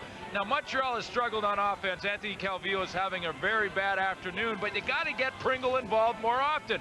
When they did in the first half, they had success. This was Pringle's run that set up the Montreal touchdown that gave them the lead at that point. Yes, Pringle leading the way on the ground, bulldozing away into the end zone for his 20th touchdown of the season. He holds the record with 19 on the ground during the regular season. Let's talk about penalties, though. This Winnipeg team, the most penalized club in the CFL, with 10 penalties in the first half. Montreal, none. Yeah, Winnipeg has got to start to eliminate those penalties. They could come back to hurt them in the second half, and they have to take advantage of opportunities in the scoring zone. 3 for 3 for Troy Westwood's great. They need touchdowns when they get down there because Montreal is starting to get some momentum back. Dave Ritchie talked about the short fields. He's got to get more punt production from Troy Westwood. Well, no question, but it starts up front with the protection. Westwood has had guys in his face all game long, including Baron Miles, who's got his hand on a couple of punts. So if he gets some protection, he'll get some help. Well, the Bombers' improbable playoff run continues. What a score. It's a 1-point margin here at the half of the East Final. Back to Molson Stadium on the campus of McGill University as we go to the sidelines, and here's Steve Armitage with Charlie Taft. Charlie, it took your team a while to get rolling. Was it nerves? The game started at 1 o'clock. We showed up about 1:30. But the good news is we're in the football game. That was as poor a first quarter as I think I've ever seen. But you know, you don't dwell on that. It's a 30-minute football game now. We fought our way back into it. We're playing better. The game's out here to be decided. It'll come down to execution here, obviously, in the second half. Are we going to see more Pringle in the second? We're going to run our plays. Hopefully we'll be a little more consistent than we were early in the beginning. Charlie, good luck. Okay, thank you. Troy Westwood set to kick it off here in the second half of this East Final. The visitors from Winnipeg leading 16-15 as Tyree Davis is back along with Thomas Haskins. Remember Davis dropping that opening punt, leading to that Stiegel touchdown in the first quarter. Westwood puts the ball into play, and we're underway in the second half. Haskins on the fly at his 25, up the hash mark, still going. Haskins outside, tries to get by. Troy Westwood straight arms the kicker, but Westwood hog ties him and takes him out of bounds. Flags are down on the 37-yard return by Thomas Haskins. Montreal got a good pep talk from Charlie Taft at halftime because they come out over aggressive. Thomas Haskins gives a straight arm to Troy Westwood right in the chops. And further down on the play, I believe it was Davis Sanchez was also involved. Major foul, unnecessary roughness, Winnipeg 19. Now the call goes against Rio Wells of the Blue Bombers. Unnecessary roughness. This year, the Bombers were called 27 times for unnecessary roughness. Penalties continuing to hit the Winnipeg Blue Bombers, but boy, the Montreal Alouettes came out of the halftime tunnel fired up. We talked about penalties at the half, Glenn. That's 11 now to none for Montreal.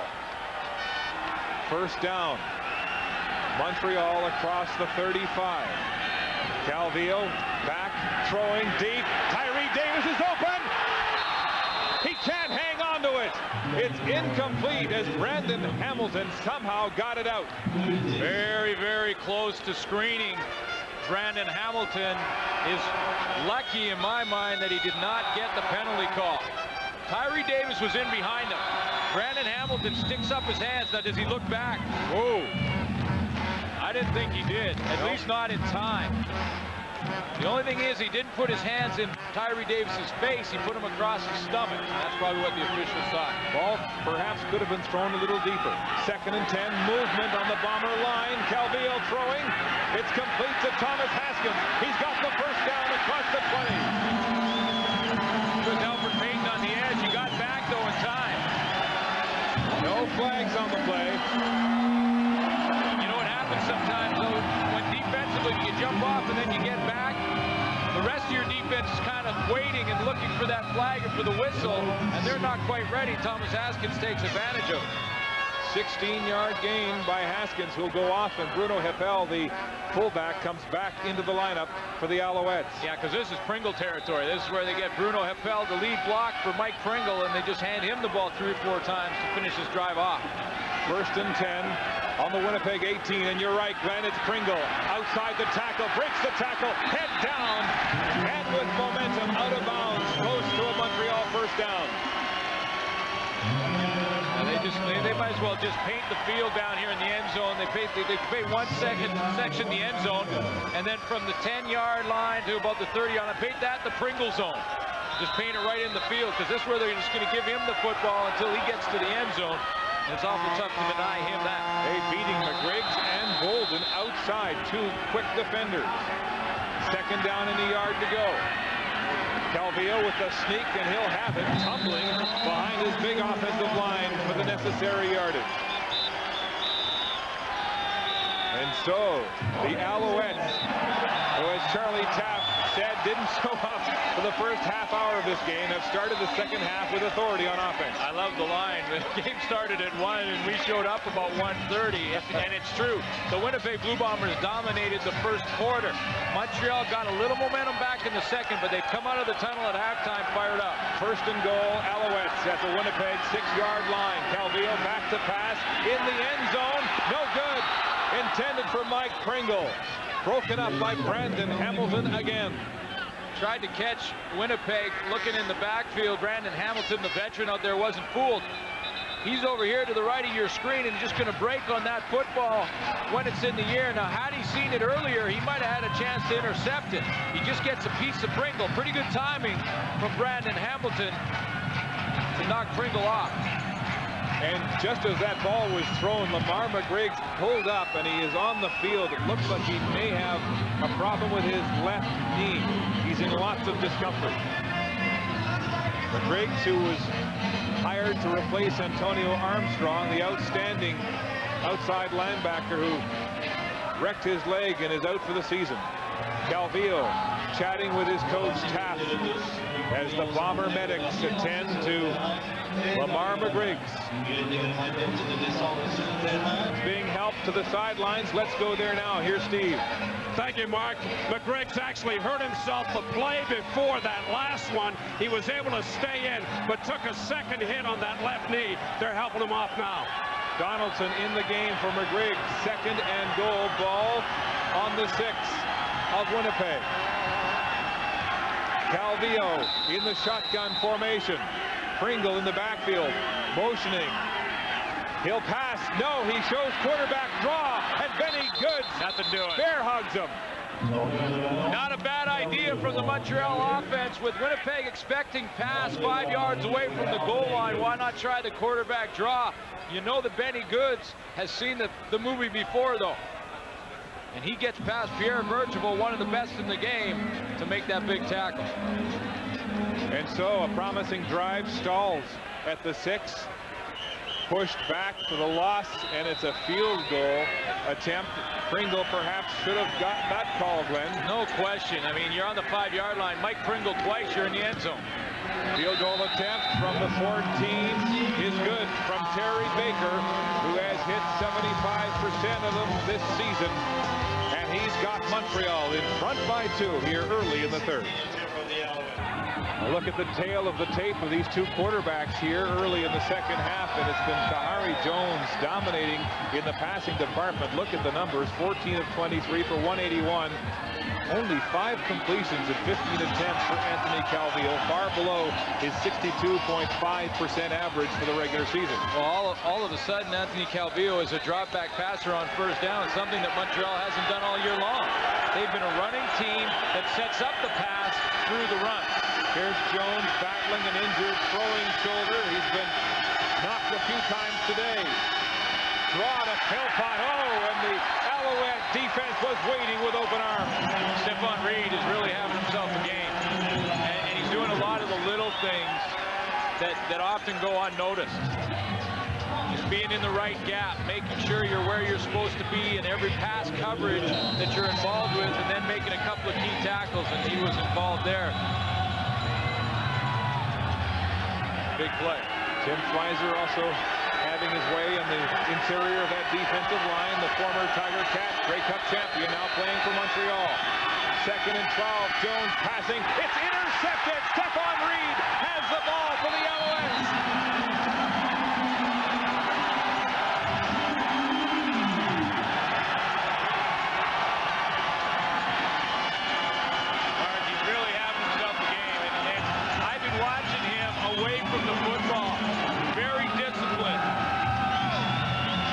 in the drops exactly where he's supposed to be on the football field all the time.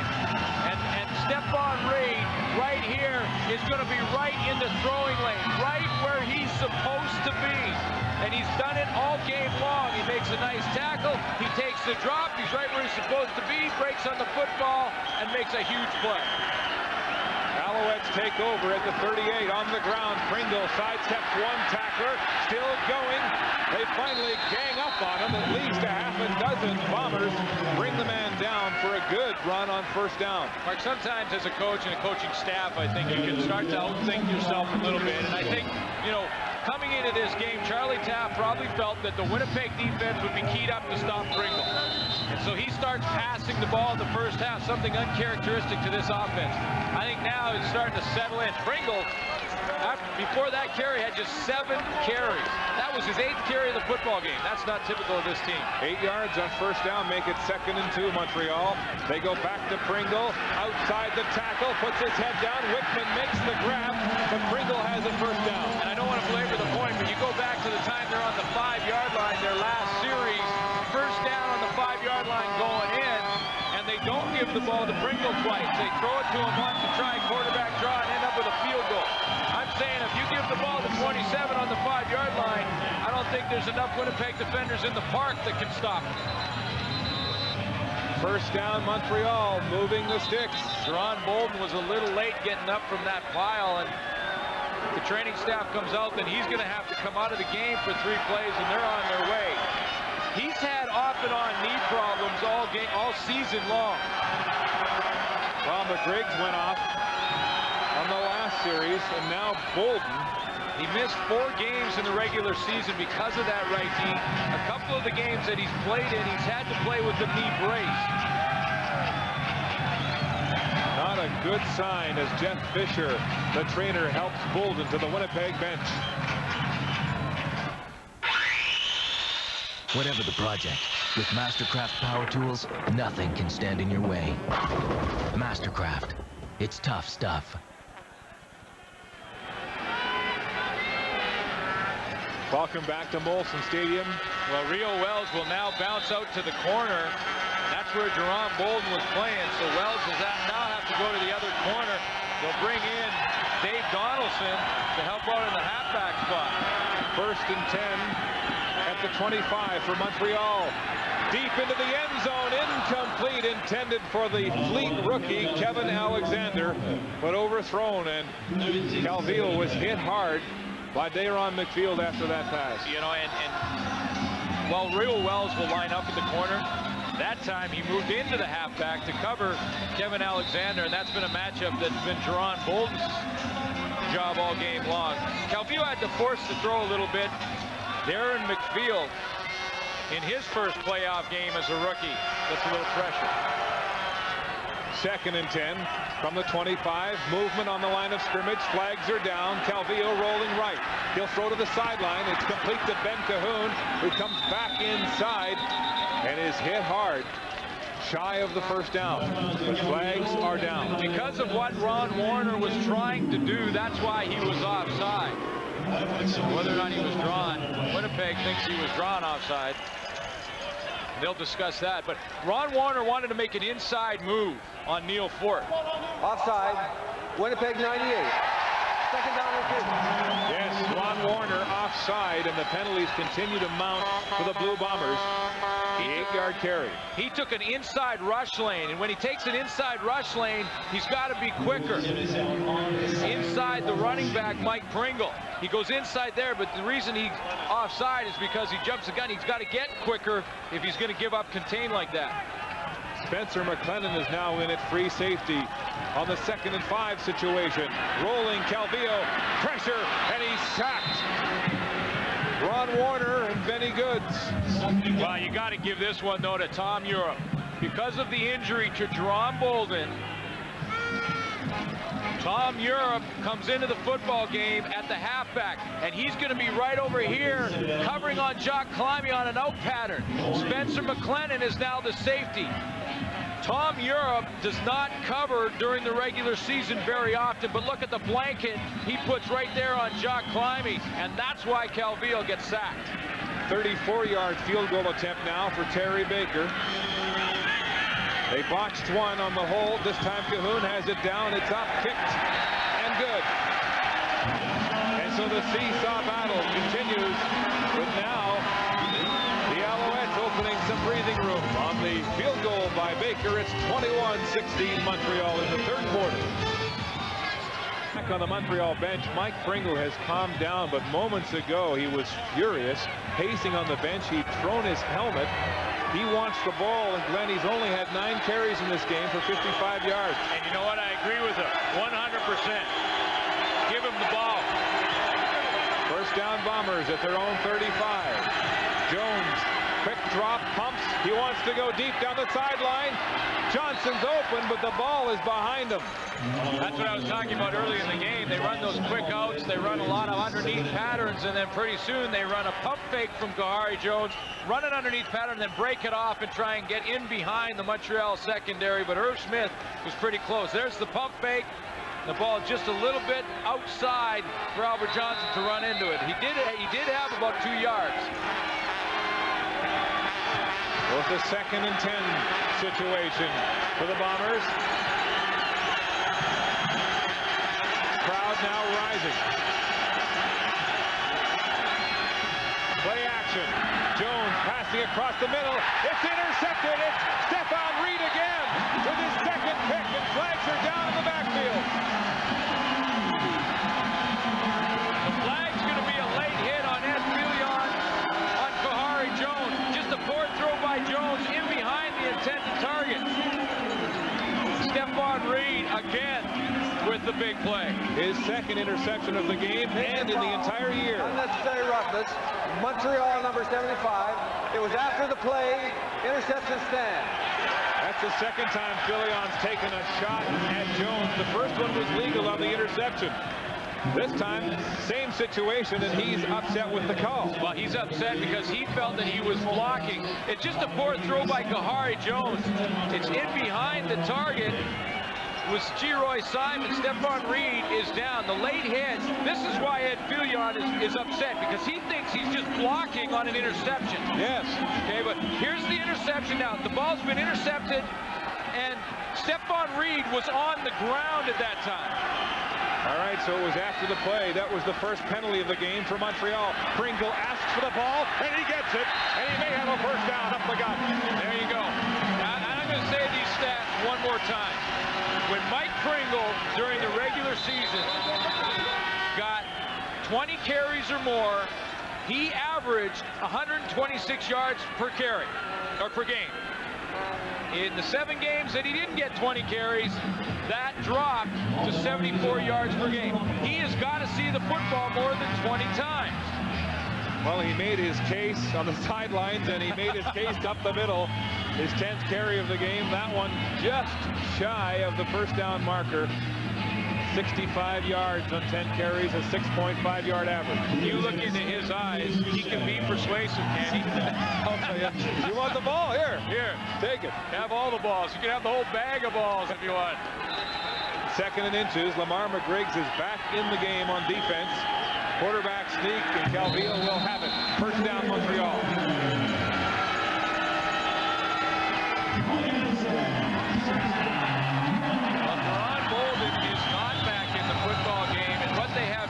Dave Donaldson has had to move out to the corner, and they put Tom Europe back in at the free safety. Dave Donaldson all season long has played halfback. Don't be surprised to see Calvillo test him up. First down on the ground. Pringle hit hard. Rylan Wickman, the rookie middle linebacker, puts Pringle down and then has a word with him. I'm sure both Ben Cahoon and Tyree Davis will go back to that huddle, especially on this play, which is 2nd and long, and talk to Calvillo and say, listen, Dave Donaldson has played halfback and done a nice job at halfback for Winnipeg all year long, but he has not played corner. Let's see if we can't get in behind him. It's a pretty nice hit in the hole by Wickman. Tremendous fill from the middle linebacker position. It's a loss of 1. Back to pass. Calvillo across the middle. It's complete to John Climby. And Climby has a Montreal first down inside the 25 of Winnipeg.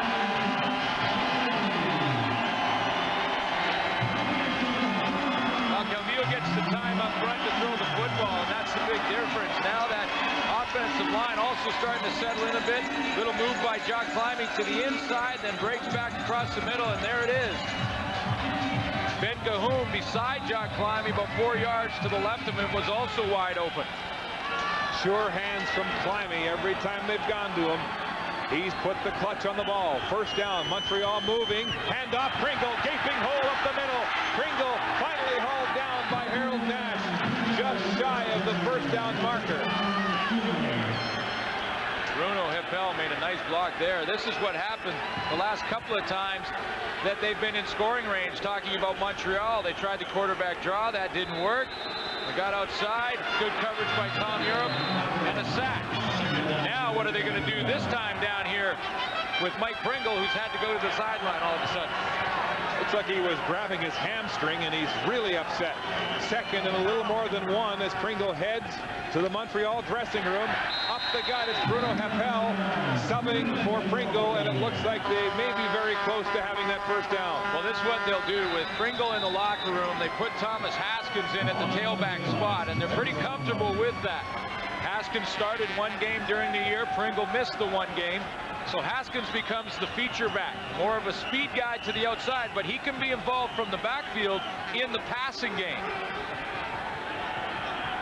Here's the measurement. That's two back-to-back good plays by Bruno Hippel. I'll tell you why. To get him down there and get a chance to get that first down, he made the key block for Pringle on the play that he was injured, and he picks up the first down himself. Hippel with the first down. There were rumors in Montreal that a phone call went out to Michael Souls at one point in the season, talking about trying to get him out of retirement. He didn't come back. Here's Haskins up the gut.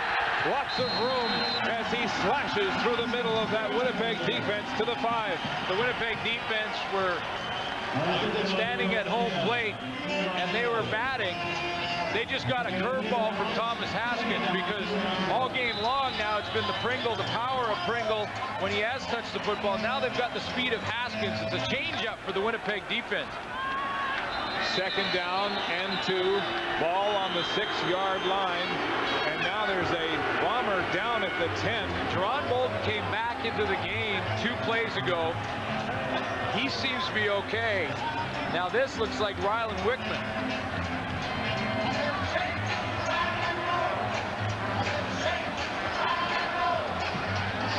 The late whistle, Glenn, as the Alouettes were getting ready to come over the ball. Well, there was some boos in the crowd because some feel that maybe this was orchestrated. Trying to cool off the Alouette offense, perhaps. It is Wickman on the field. Well, you know, and that's just the old strategy that if you don't have the right defense called, rather than blow a timeout, have one player go down and take a knee. The only problem is he has to come out for 3 plays now. Yes, the Bombers' leading tackler is down. Rylan Wickman. We're back right after this. Worried posture of Dave Ritchie. He's had 3 key defensive players go down here in the second half. McGriggs, Bolden, and now Wickman, the middle linebacker, who looks like he's really hurt. No, that's not a faked injury. That he's definitely not putting any weight on his left leg. Here goes your leading tackler. Now, Teron Bolden has come back into the football game. He was injured earlier. Wayne Weathers is the backup linebacker, number 99, a third-year man out of the University of Manitoba, known for his wrestling accolades, one of the top wrestlers in Canadian university sport. He comes into the game, and Lamar McGriggs was the other injured Bomber on defense. He's also back in there. So really the only change-up now is they have Weathers in for Wickman, but they still have Dave Donaldson on the corner. Second and 2, ball on the 6. Calviel handing off to Haskins outside. Touchdown, Alouettes!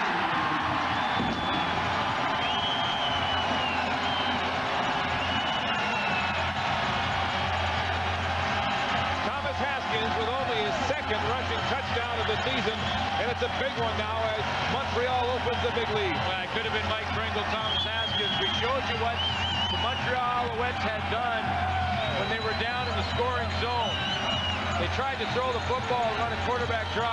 Give it to your 2 tailbacks, whether it be the speed of Haskins or the power of Pringle inside the 10. They're going to get it done for you. Point after by Terry Baker. Cahoon with the spot. It's up and good. With 3:50 to play in the third quarter of this East Final, the Alouettes lead the Blue Bombers 28-16. Thomas Haskins with the touchdown, and he went right to the bench, and they tightened up those shoulder pads. He's battening down the hatches if he has to go the rest of the way for Pringle. Look at the Gladiators equipment. I don't know if they're going to be able to get that jersey over his shoulder pad. Terry Baker's kickoff. Marcus Howell at the 21. Looks for a block. Still going. Howell with some open field. Finally hauled down by Bolduc from behind. But he gets to midfield on a 32-yard return. Well, this drive for Montreal started with the big interception, probably the 5th or 6th big play for linebacker Stephon Reed. That got it going. Then Jock Climby with his second big catch. Back to the ground. It's Pringle rumbling hard. Pringle gets injured on that play, but it's Haskins for the touchdown. And they're starting to get a little balance in their offense now, involving the run a little bit more, even though Pringle is still in the locker room. Montreal with 10 points off of Bomber turnovers in this football game. First down, pitch out, Philpott right side following Eddie Blake, hurdling, still on his feet, finally wrestled down across center field for a short gain of about 4. Well, the Winnipeg Blue Bombers aren't panicking at this point. They don't have to put the ball up every single play. They can stick with their game plan, and their game plan had Corey Philpott involved. Put together a good first half. They haven't seen the ball as much in this second half offensively, and that's been the difference. Second and long, about 7 for the Bombers. Tremendous field position, though, as they start this drive. 2:50 to go in the third quarter. Play action now. Kahari Jones to the sideline. It's high, incomplete, intended for Robert Gordon, and he's hit hard as he made contact with that ball. Davis Sanchez timed it perfectly. Came back on the out pattern and gave the two-hander to Robert Gordon in the back. Here's the out for you. Sanchez reads it, comes back. That two-hander in the middle of the back just got the ball out of there in time. So far, Jones 0 for 4 and 2 interceptions passing. Ed Fillion's getting up close and personal. Westwood. Harry Jones. Yes, here's Fillion taking a breather.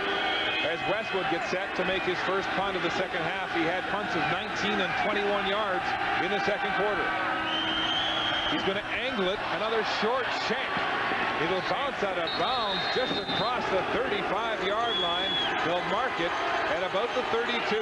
Baron Miles is messing with Troy Westwood's head right now, because that's just a 20-yard punt, and Westwood basically had to run away from the pressure this time. The pressure early in the game is now affecting Westwood in the second half. So Miles getting into the head of Westwood. A reminder coming up, it's the West Final.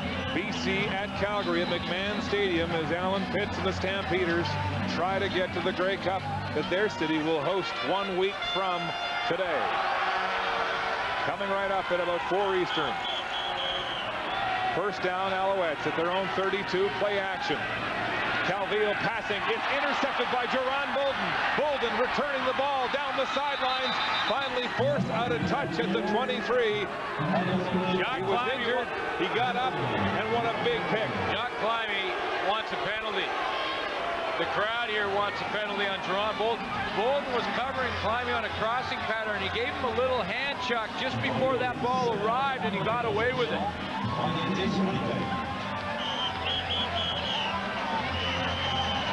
Climby is trying to cross the middle of the field. A little hand chuck from Jerron Bolden. He got away with it. And comes up with the interception when Climby goes down. 20-yard return. Another look in super slow motion. Climby hitting the turf. 5 receivers set as the Bombers go back on offense. Kahari Jones throwing into the corner. Incomplete and underthrown, intended for Robert Gordon. I think the coverage fooled Kahari Jones. Mike Pringle just coming out of the locker room for Montreal, and that's why the crowd's cheering. Two big plays points in a row for Montreal. One by Sanchez on the coverage, the other with Pringle walking out of the locker room. Yes, a huge lift on that Montreal bench. He clutched his hamstring as he left the game. Testing it now on the bench.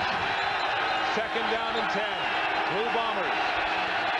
Ball on the 27. Jones straight back. Time in the pocket across the middle. It's complete. Philpott fumbles. Ball still loose. And it looks like Philpott may have reached out and gotten the ball back in time. Well, that's a big recovery because if Philpott drops the football there, which he does, and Montreal recovers, it takes away their field goal opportunity. You know, with the turnover from Deron Bolden, you got to come away with some kind of points. That ball was definitely out of there in time. Stephon Reed again, the man on the spot. So Westwood's field goal attempt will come from the 29. 3 for 3 Westwood has been perfect. Field goals. It's up and wide. He missed it. Right for a point. That's a big win for the Montreal Alouettes. The turnover from Deron Bolden gave Winnipeg a little bit of momentum. They can't capitalize again. Stephon Reed is the guy defensively that comes up with the key play, forces a field goal, and then Westwood misses it. A moral victory for the Winnipeg or Montreal Alouettes. So the hero of the Eastern semifinal, missing his first in 4 attempts from 29. If Montreal wins this football game, Mark, Winnipeg will go back and they'll look at it and they'll say, 4 times we were inside the 30-yard line, came away with field goal attempts. Can't do that against good football teams. No, Richie shakes his head in agreement. His team trailing by 11. First down, Montreal at the 35. On the ground, Haskins still carrying the ball, still going, breaking a couple of tackles, and then mobbed by Europe and Bolden and 3 others. Crowd calling for a flag, they won't get it. Well, that's the one thing that has happened in this game that we haven't talked a whole lot about, but has been there, and that's been how physical the game has been. And Pringle is still on the sidelines working on that leg. Haskins staying in as the starting tailback. There goes Bolden. Bolden is back out. Injured early in the first part of the third quarter. Had the big interception, now back on the bench. 2nd and 5. Alouettes, Calvillo to throw. It's incomplete. Intended for Tyree Davis, and again, Brandon Hamilton draped all over him like a cheap suit. And that's it for the third quarter. 15 minutes to play for the East Final as Stephon Reed and Anthony Calvillo stake Montreal to an 11-point lead. Back to Molson Stadium in Montreal, where the hometown Alouettes are 1/4 of football away from making it to the 88th Grey Cup, trying to break this streak of losses in the Eastern Final. There's a live shot of McMahon Stadium on a sunny Big Sky day in the West. Coming up, part 2, the Western Final, the BC Lions at the Calgary Stampeders. And in the third quarter of this football game, Montreal had 7 first downs to none for Winnipeg. Punt situation, spiral, line drive from Baker. It drives Johnson inside his 30, tries to go outside, hit hard by who else but Stephon Reed at the 42-yard line. Well, you mentioned 7 first downs for Montreal, 0 for the Winnipeg Blue Bombers in that third quarter, and then that time of possession stat, that one starts to balance out because of the first downs from Montreal. And the reason they're doing it, they're getting the run game involved more. See those rushing stats starting to add up a little bit for Montreal. In fact, they have the edge, 95-77. Mike Pringle back from the locker room after leaving with what appears to be a hamstring injury. He's been running up and down the Alouette sideline, testing it out as the Bombers go to work on offense. First down at their own 42. Jones, quick drop, wide side, incomplete. Intended for Marcus Howell, but it was behind him. You know what? Jones didn't get the handle, I don't think, from the center. Dave Van Konen snapped that one. Looked like he kind of juggled it and then had to try and throw the quick passing game. He's trying to keep his hands warm out there. The temperature has slowly dropped here as this game has progressed. Van Konen gave him the good snap, but he juggled it and couldn't get the quick passing game out there. Quarterback likes to get the ball up on the stitches. As you mentioned, Glenn, he's only got one grip when he throws a quick pitch like that. Only one completion for Kahari Jones in the second half. Back again, 2nd and 10, lots of time down the middle. Intended for Geroy Simon, incomplete. Too far with Lester Smith watching him step for step. Basically, what they wanted to do offensively was have Milt Stegall go down the hash mark and hopefully influence the safety Lester Smith. If Lester Smith goes with Stegall, then Geroy Simon should be wide open. See, what's going to happen is Stegall's over here to the right. Smith takes a step to him, but then has the speed to recover and get back on Geroy Simon. Geroy Simon with 159 yards and 3 touchdowns the last time Winnipeg played Montreal. This time a good punt from Westwood. Deep to Tyree Davis. It is 26. Flags are down. Davis on the sideline, finally forced out a touch across the 35-yard line. Matt Petz got in there, but he didn't get his hand on the football. He selled out to try and block that punt. He didn't get his hands on the football, and he did hit the kicker. Montreal 91, first down. Yes, Matt Petz contacting Troy Westwood.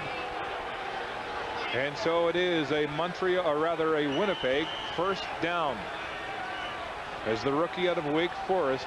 Well, you know, if there's a good penalty, it's a good penalty, 91 right there, because he's just going full-out effort to try and block the kick.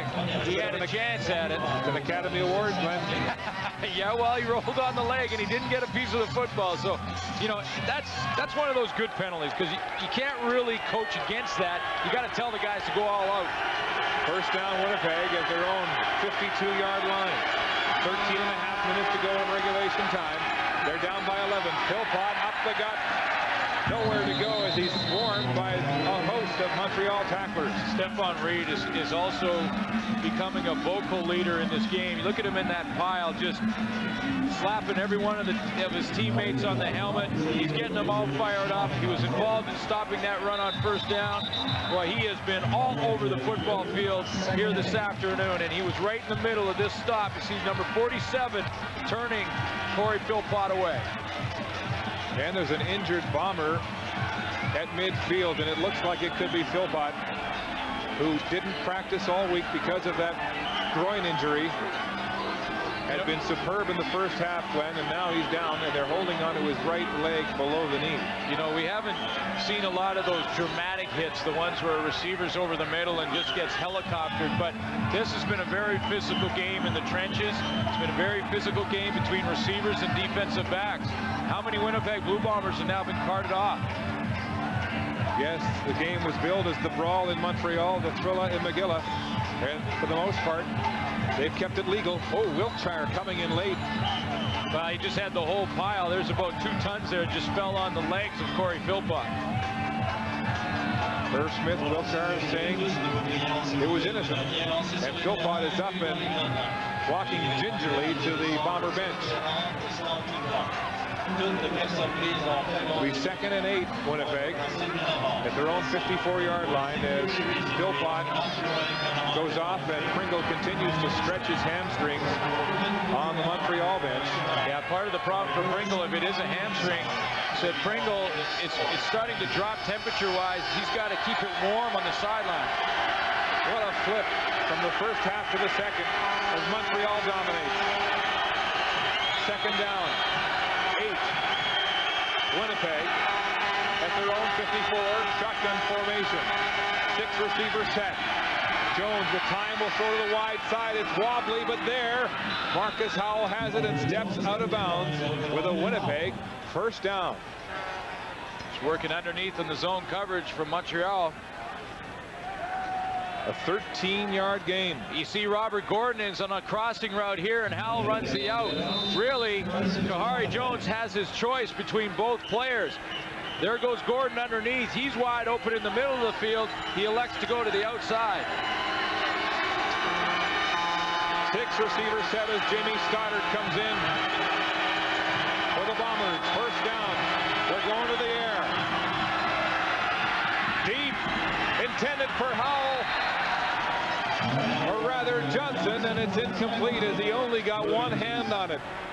Lester Smith, the safety, is lining up to the wide side of the field. He's really giving up the backside, and that's why Kahari Jones wanted to go back there. Lester Smith is really moving to this side, so that's when you go back to the backside post, and that's what Kahari Jones is looking at. Watch Smith start to drift this way. See him drift back over to the middle? It's farther for him to get back there to the backside of the field. Had that ball been down a little lower, he has a completion. Second and 10. Another 6-receiver set for the Bombers. Jones, there's the rush. Gets it away, tipped. No good. Flags are down. Gordon was the intended receiver on coverage from Stephon Reed. But flags are down at the 40. Yeah, and Davis Sanchez, a big reason for that starting. Now they're talking to the Winnipeg Blue Bombers, which would indicate that Montreal got the penalty. Here's Dave Ewell with the call.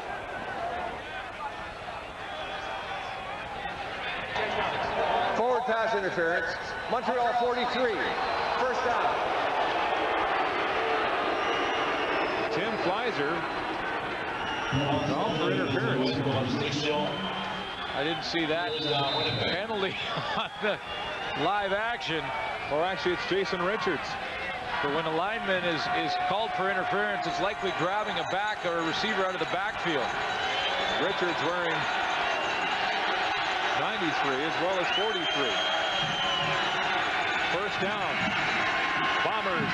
Jones going deep to the end zone. Double coverage. It's incomplete. Milt Stegall was the intended receiver. He's looking for a flag. And he's not going to get one, and he should. Mark Washington was in perfect position, looked back to the football, and just really denied the ball to Milt Stegall. Stegall was trying to fight over the back of Washington, but watch the great position he has. Inside, little hand movement there. Now look, back to the football, and don't let Stegall get back to it. Put yourself between the ball and the quarterback. Mark Washington can't play it any better against the best slot back in Canadian football, Milt Stegall. Second and 10. It's a track meet now. 11:24 to go. Kahari Jones passing, looking. It's complete. Stoddard has it. Whoa, very close to a first down. What a catch. Where are they going to mark it? Getting to Montreal. Really a Montreal mark. On the opposite side of the field, Robert Gordon was also open. He's open on the curl here. Stoddard's going to catch this curl here and take a big hit.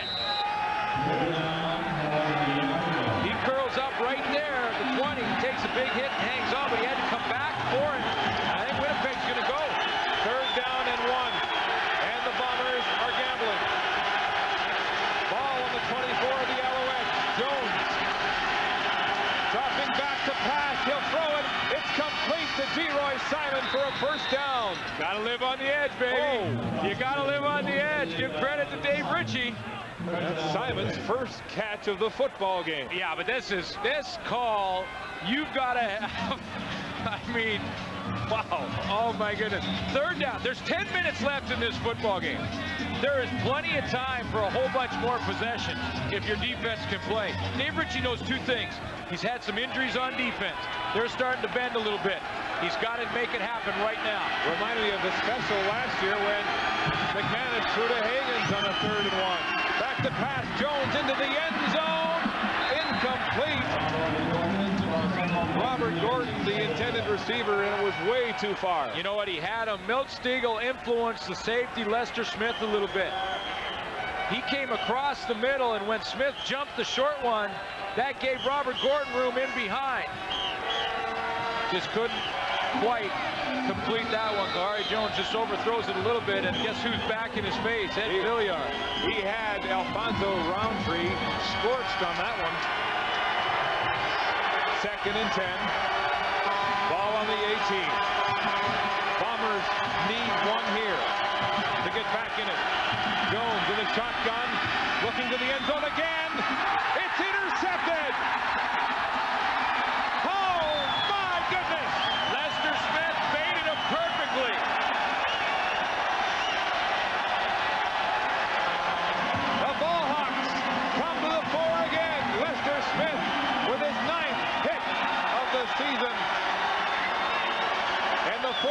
interception for the Ballhawks of this game to stop a Winnipeg drive.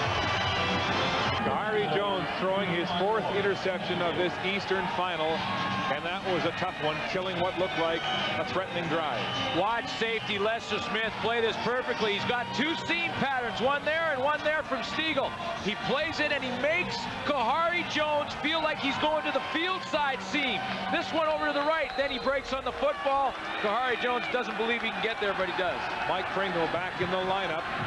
At tailback for the Alouettes. He gets the ball outside the tackle, running hard, finally brought down at about the 33-yard line. It looks like the hamstring is holding up for Pringle. Remember early in the first quarter, Mark, we talked about an interception is what Montreal needed. Well, they got a bunch of them. Irv Smith started. There was Stephon Reed. That was his 2nd right there. And then that last one by Lester Smith, maybe the biggest. Gain was 8 by Pringle on the first down carry. 2nd and 2, Alouettes. Handoff, Pringle again. He'll have the first down. Montreal hangs on to win this football game. They can go and thank their defense and their special teams. Defensively, they have really done a job after the first quarter when they started to settle in on Kahari Jones. 4 interceptions. Pringle leaves the game after 2 carries in the first down. The bench on the Bomber side is awfully quiet. Haskins in at tailback for Pringle. First down, Alouettes. Calvillo back to pass. Deep far side for Climby. It's too far with Harold Nash covering for Winnipeg. You know, and a lot of people right now may be wondering why Anthony Calvillo won't go after an inexperienced corner in Dave Donaldson, a guy who hasn't played out there a whole lot. But in Montreal's offensive scheme, they don't necessarily pick on different personnel. They don't try and really go for those personnel matchups. They take their reads and they throw the ball where the read takes them. Gordon pensive on the Bomber bench. 2nd and 10. Calvillo back in the pocket. It's complete to Bruno Heppel as he reaches for the first down marker. He'll be short by about 2. Well, good news for Winnipeg. The guy that scooped that up, even though it wasn't a fumble, was Ryland Wickman, so he's back in the football game. So a very physical football game, taking a toll on both sides of the ball. Well, Kahari Jones will get a chance with the football again. Lamar McGriggs, he was injured early. He's back. Wickman right there, 55, picked up that ball after it was on the ground, and he's back. So getting some of their injured guys back, but you know they're playing through some pain right now. Albert Johnson III on the runway. It's 3rd and 2. Punt. Baker gets it away, angling it to the wide side. He'll make Johnson chase it. It bounces across the 5, and it'll stop right there.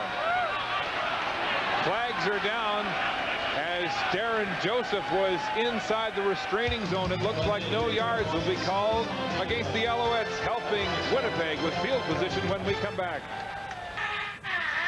Booty. Hey, that man were booed. That man well insulated and enjoying this one as the Alouettes lead at 28-17. He's got to have a little antifreeze in him. Ed Fillion has put a licking on Kahari Jones in this second half. Jones has completed just 4 of 15 passes for 35 yards and thrown 3 interceptions. It's Fillion inside his head.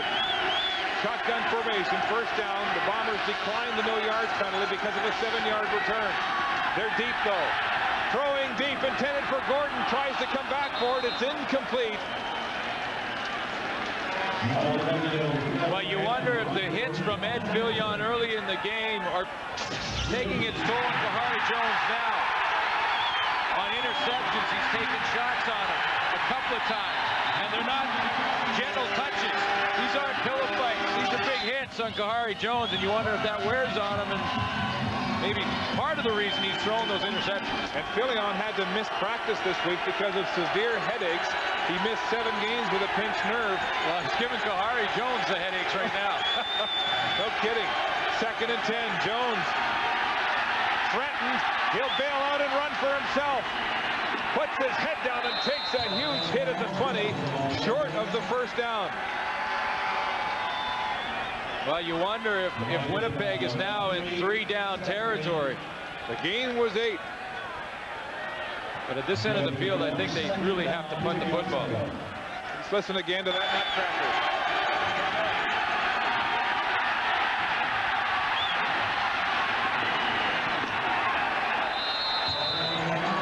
Not a game for the faint at heart. And so it's a punting situation. 3rd and 2. Westwood, who's been rattled punting here today, standing on his own 6. Thomas Haskins and Tyree Davis are back at midfield for the Alouettes.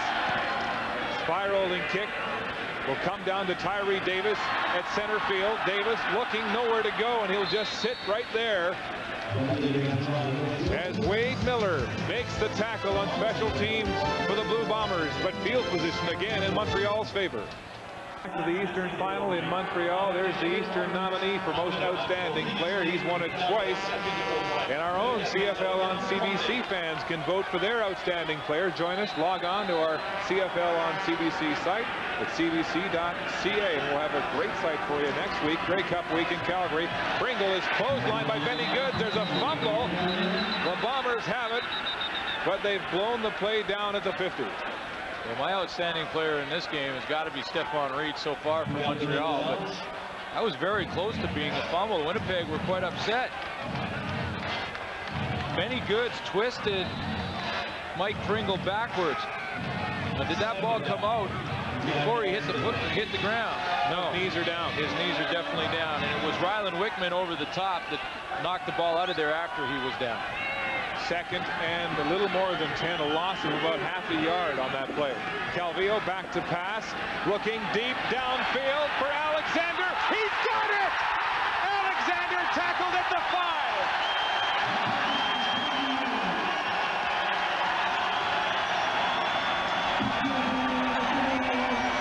He's got 4-2 speed in the 40, and he opened up the jet flare gun. The middle was wide open, and Kevin Alexander took advantage of it. He likely broke off the pattern that was called in the huddle because, look, no safety. Tom Europe's up in the middle. He's up in the line of scrimmage. Winnipeg gambled. No safety in the middle. That's awful tough for Rio Wells, the halfback, to make up that much ground because Kevin Alexander, with his great speed, can run away from it. He caught the back half of that football. Full stride catch, and it's 1st and goal. Alouettes at the Winnipeg 5-yard line. Here's the handoff. Pringle, tough going, still on his feet. Finally hammered at the goal line. Gain of about 4 yards to the 1. It's a 4-yard run, but it's one of those runs that really test out the hamstring. And if there's a question, with all the pushing that Pringle had to do against that defensive line, it looks like the hamstring's okay. Which is very good news for Montreal, because should they hang on and win this game, which it looks like they will, they need him next week. 2nd and goal from the 1. Alouettes threatening. Handoff. Bruno Heppel to the goal line. Touchdown. And the Bombers are furious.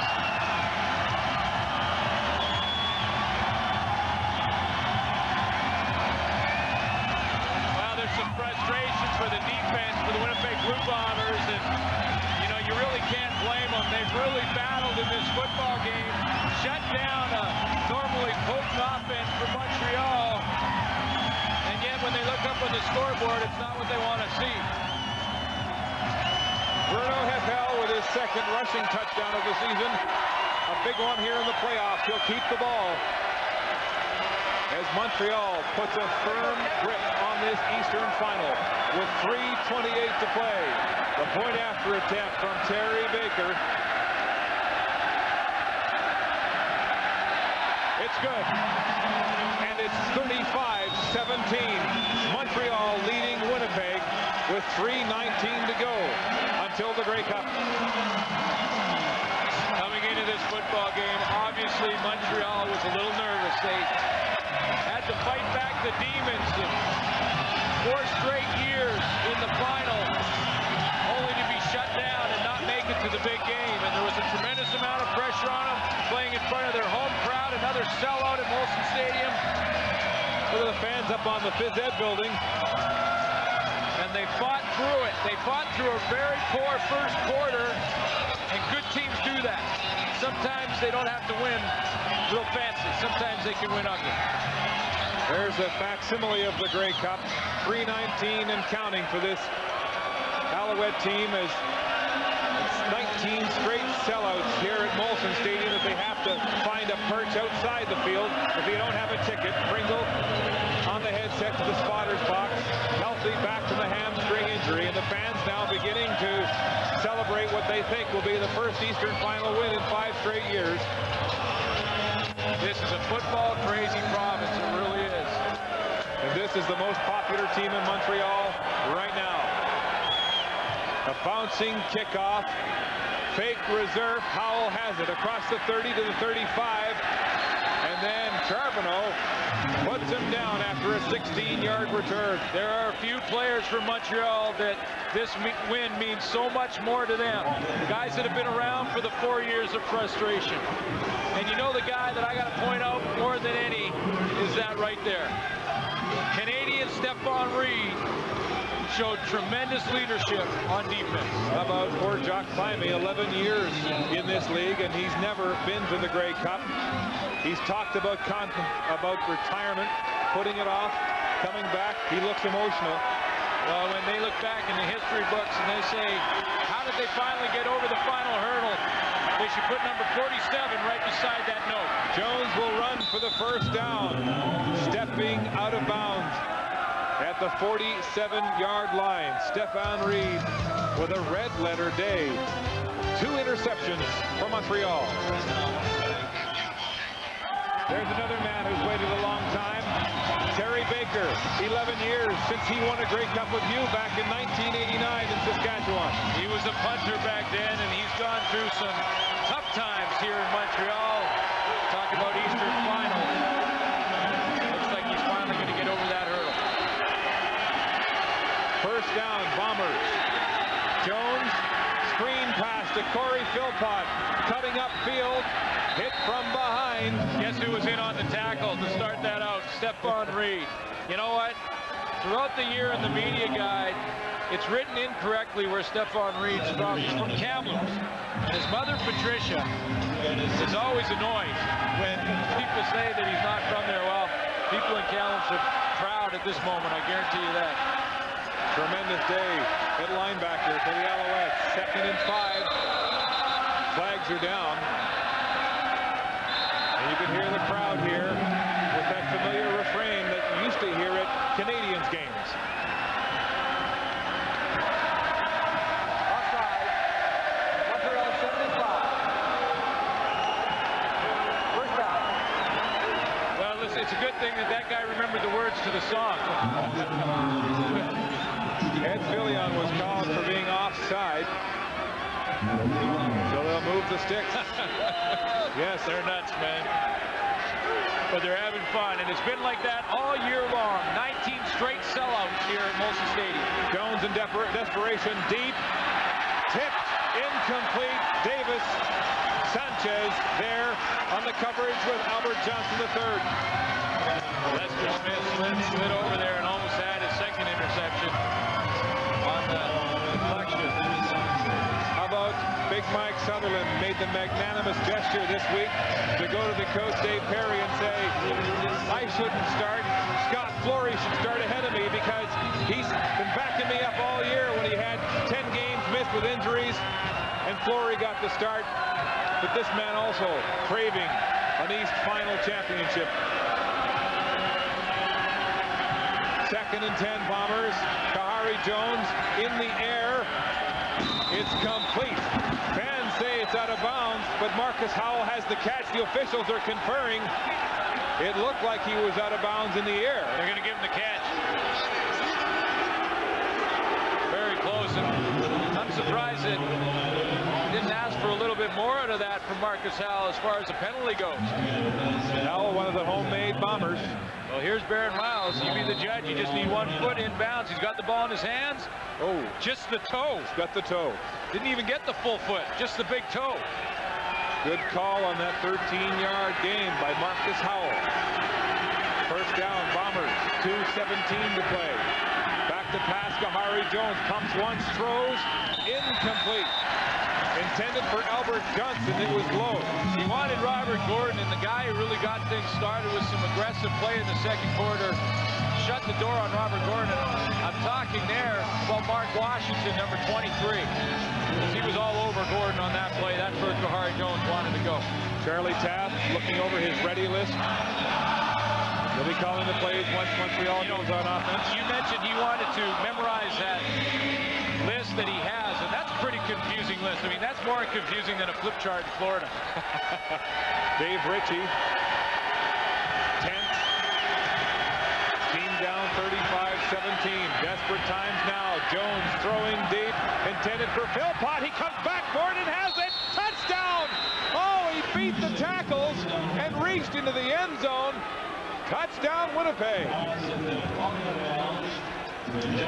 Well, you got to give it to these Bombers. They just keep coming at you. They are definitely not giving up. A 39-yard bomb from Jones to Philpott, and what a second effort after the catch. Well, it was thrown behind him, and all the defenders from Montreal just ran right by the play. And a little second effort there to get it into the end zone. Darrell Barron signals the touchdown. Point after attempt. They'll go for one. It's Westwood, and it's good. So with 2:04 left in regulation time, it's an 11-point margin for the Alouettes as Kahari Jones comes back after a shaky start to the second half. The question now is, do you need to do the onside kick? And I think Dave Ritchie is talking about that right now, and I'm surprised that Bob Cameron's not in the middle of that conversation, because he's like a coach, and in fact was instrumental last week when they elected to punt the ball in a key situation. With 2 minutes left, there is still time to kick it deep, hold Montreal to 2-1 out, and get the football back in decent field position. If you try the onside kick now and don't get it, you basically give the game to Montreal. Yes, the Alouettes have to guard against being overconfident that they've got this one locked up, because a converted touchdown with a 2-point convert and a field goal will tie the game. The other thing is Montreal right now, Mark, will have to put their hands team on the field. They have to defend against an onside kick. Whether or not Winnipeg does it is up to them, but they have to get some receivers out there. You see Jacques Climb, he's going to be on the field. They're going to put everybody out there. Now, the formation that Winnipeg has, you see all these guys over here, that indicates onside kick. Mark Washington is the wide man on the short side of the field, closest to the ball. But most of the players are here, and they'll go to the short side over top of Washington to the 40. It'll bounce, and the Alouettes will fall on it. Washington on the ball. I think Troy Westwood kicked it a little too deep. It was sort of in between. He didn't kick it deep, but he didn't kick it onside. They tried to fool him. Yes, Washington and Tyree Davis there to clutch the ball, and it went too far for any Bomber to get close to it. Well, Winnipeg tried to fool him. They put everybody to the right side, hoping that Montreal would think they'd try the onside that way. They went the opposite way, and the kick was just a little too deep. But not deep enough to make it a deep kickoff, if you know what I mean. I got it figured out. It's first down at the 37 for Montreal. Calvillo on the ground. Thomas Haskins hurdling and drilling his way up across the 45, just shy of the first down marker. 1:58 in regulation time.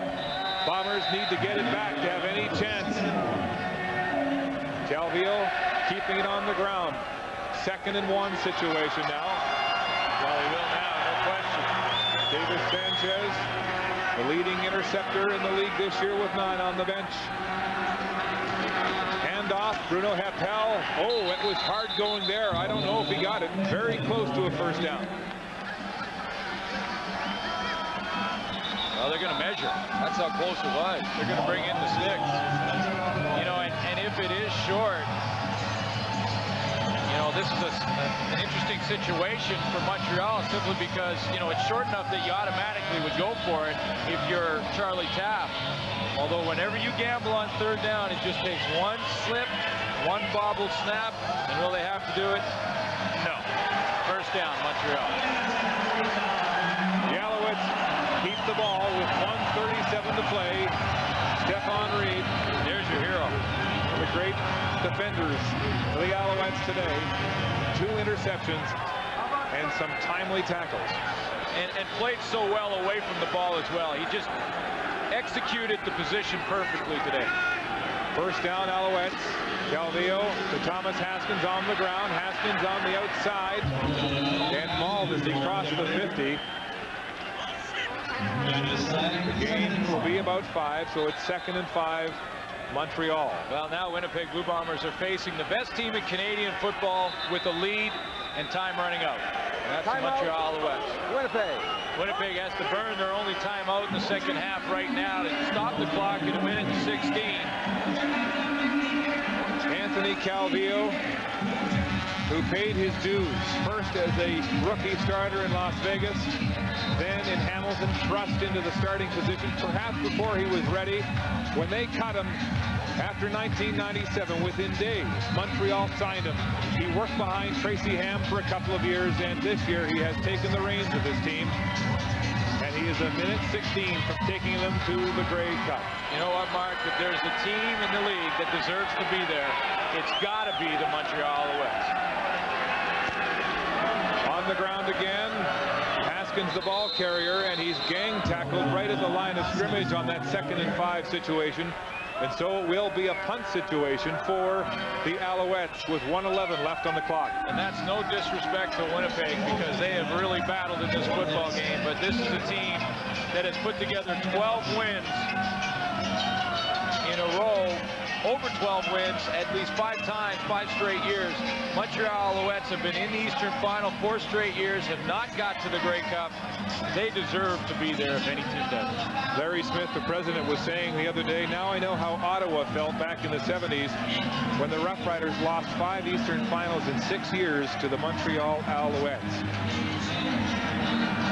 Punting comparison, no contest, as Baker nearly doubles Westwood's production. Westwood was rattled early with some pressure from Montreal. There's Larry in the stands at his usual spot at center field behind the bench, and now the Alouettes will use up a timeout. What a great job that Larry Smith, Jim Pop, Charlie Tapp have done with this organization. 19 straight sellouts at Molson Stadium. They're basically sold out for next year already. That's right. They're only going to leave about 3,000 tickets for fans to buy on the day of the game or the week of the game. On the play. It is 3rd down. So Baker gets set to punt. Clock is run down to 52.2 seconds. That's the other thing Stephon Reed has done in this game. He's been on all the special teams, covering kicks, and doing a nice job at that as well. He's got to be the player of the game. Johnson and Howell back to receive this punt.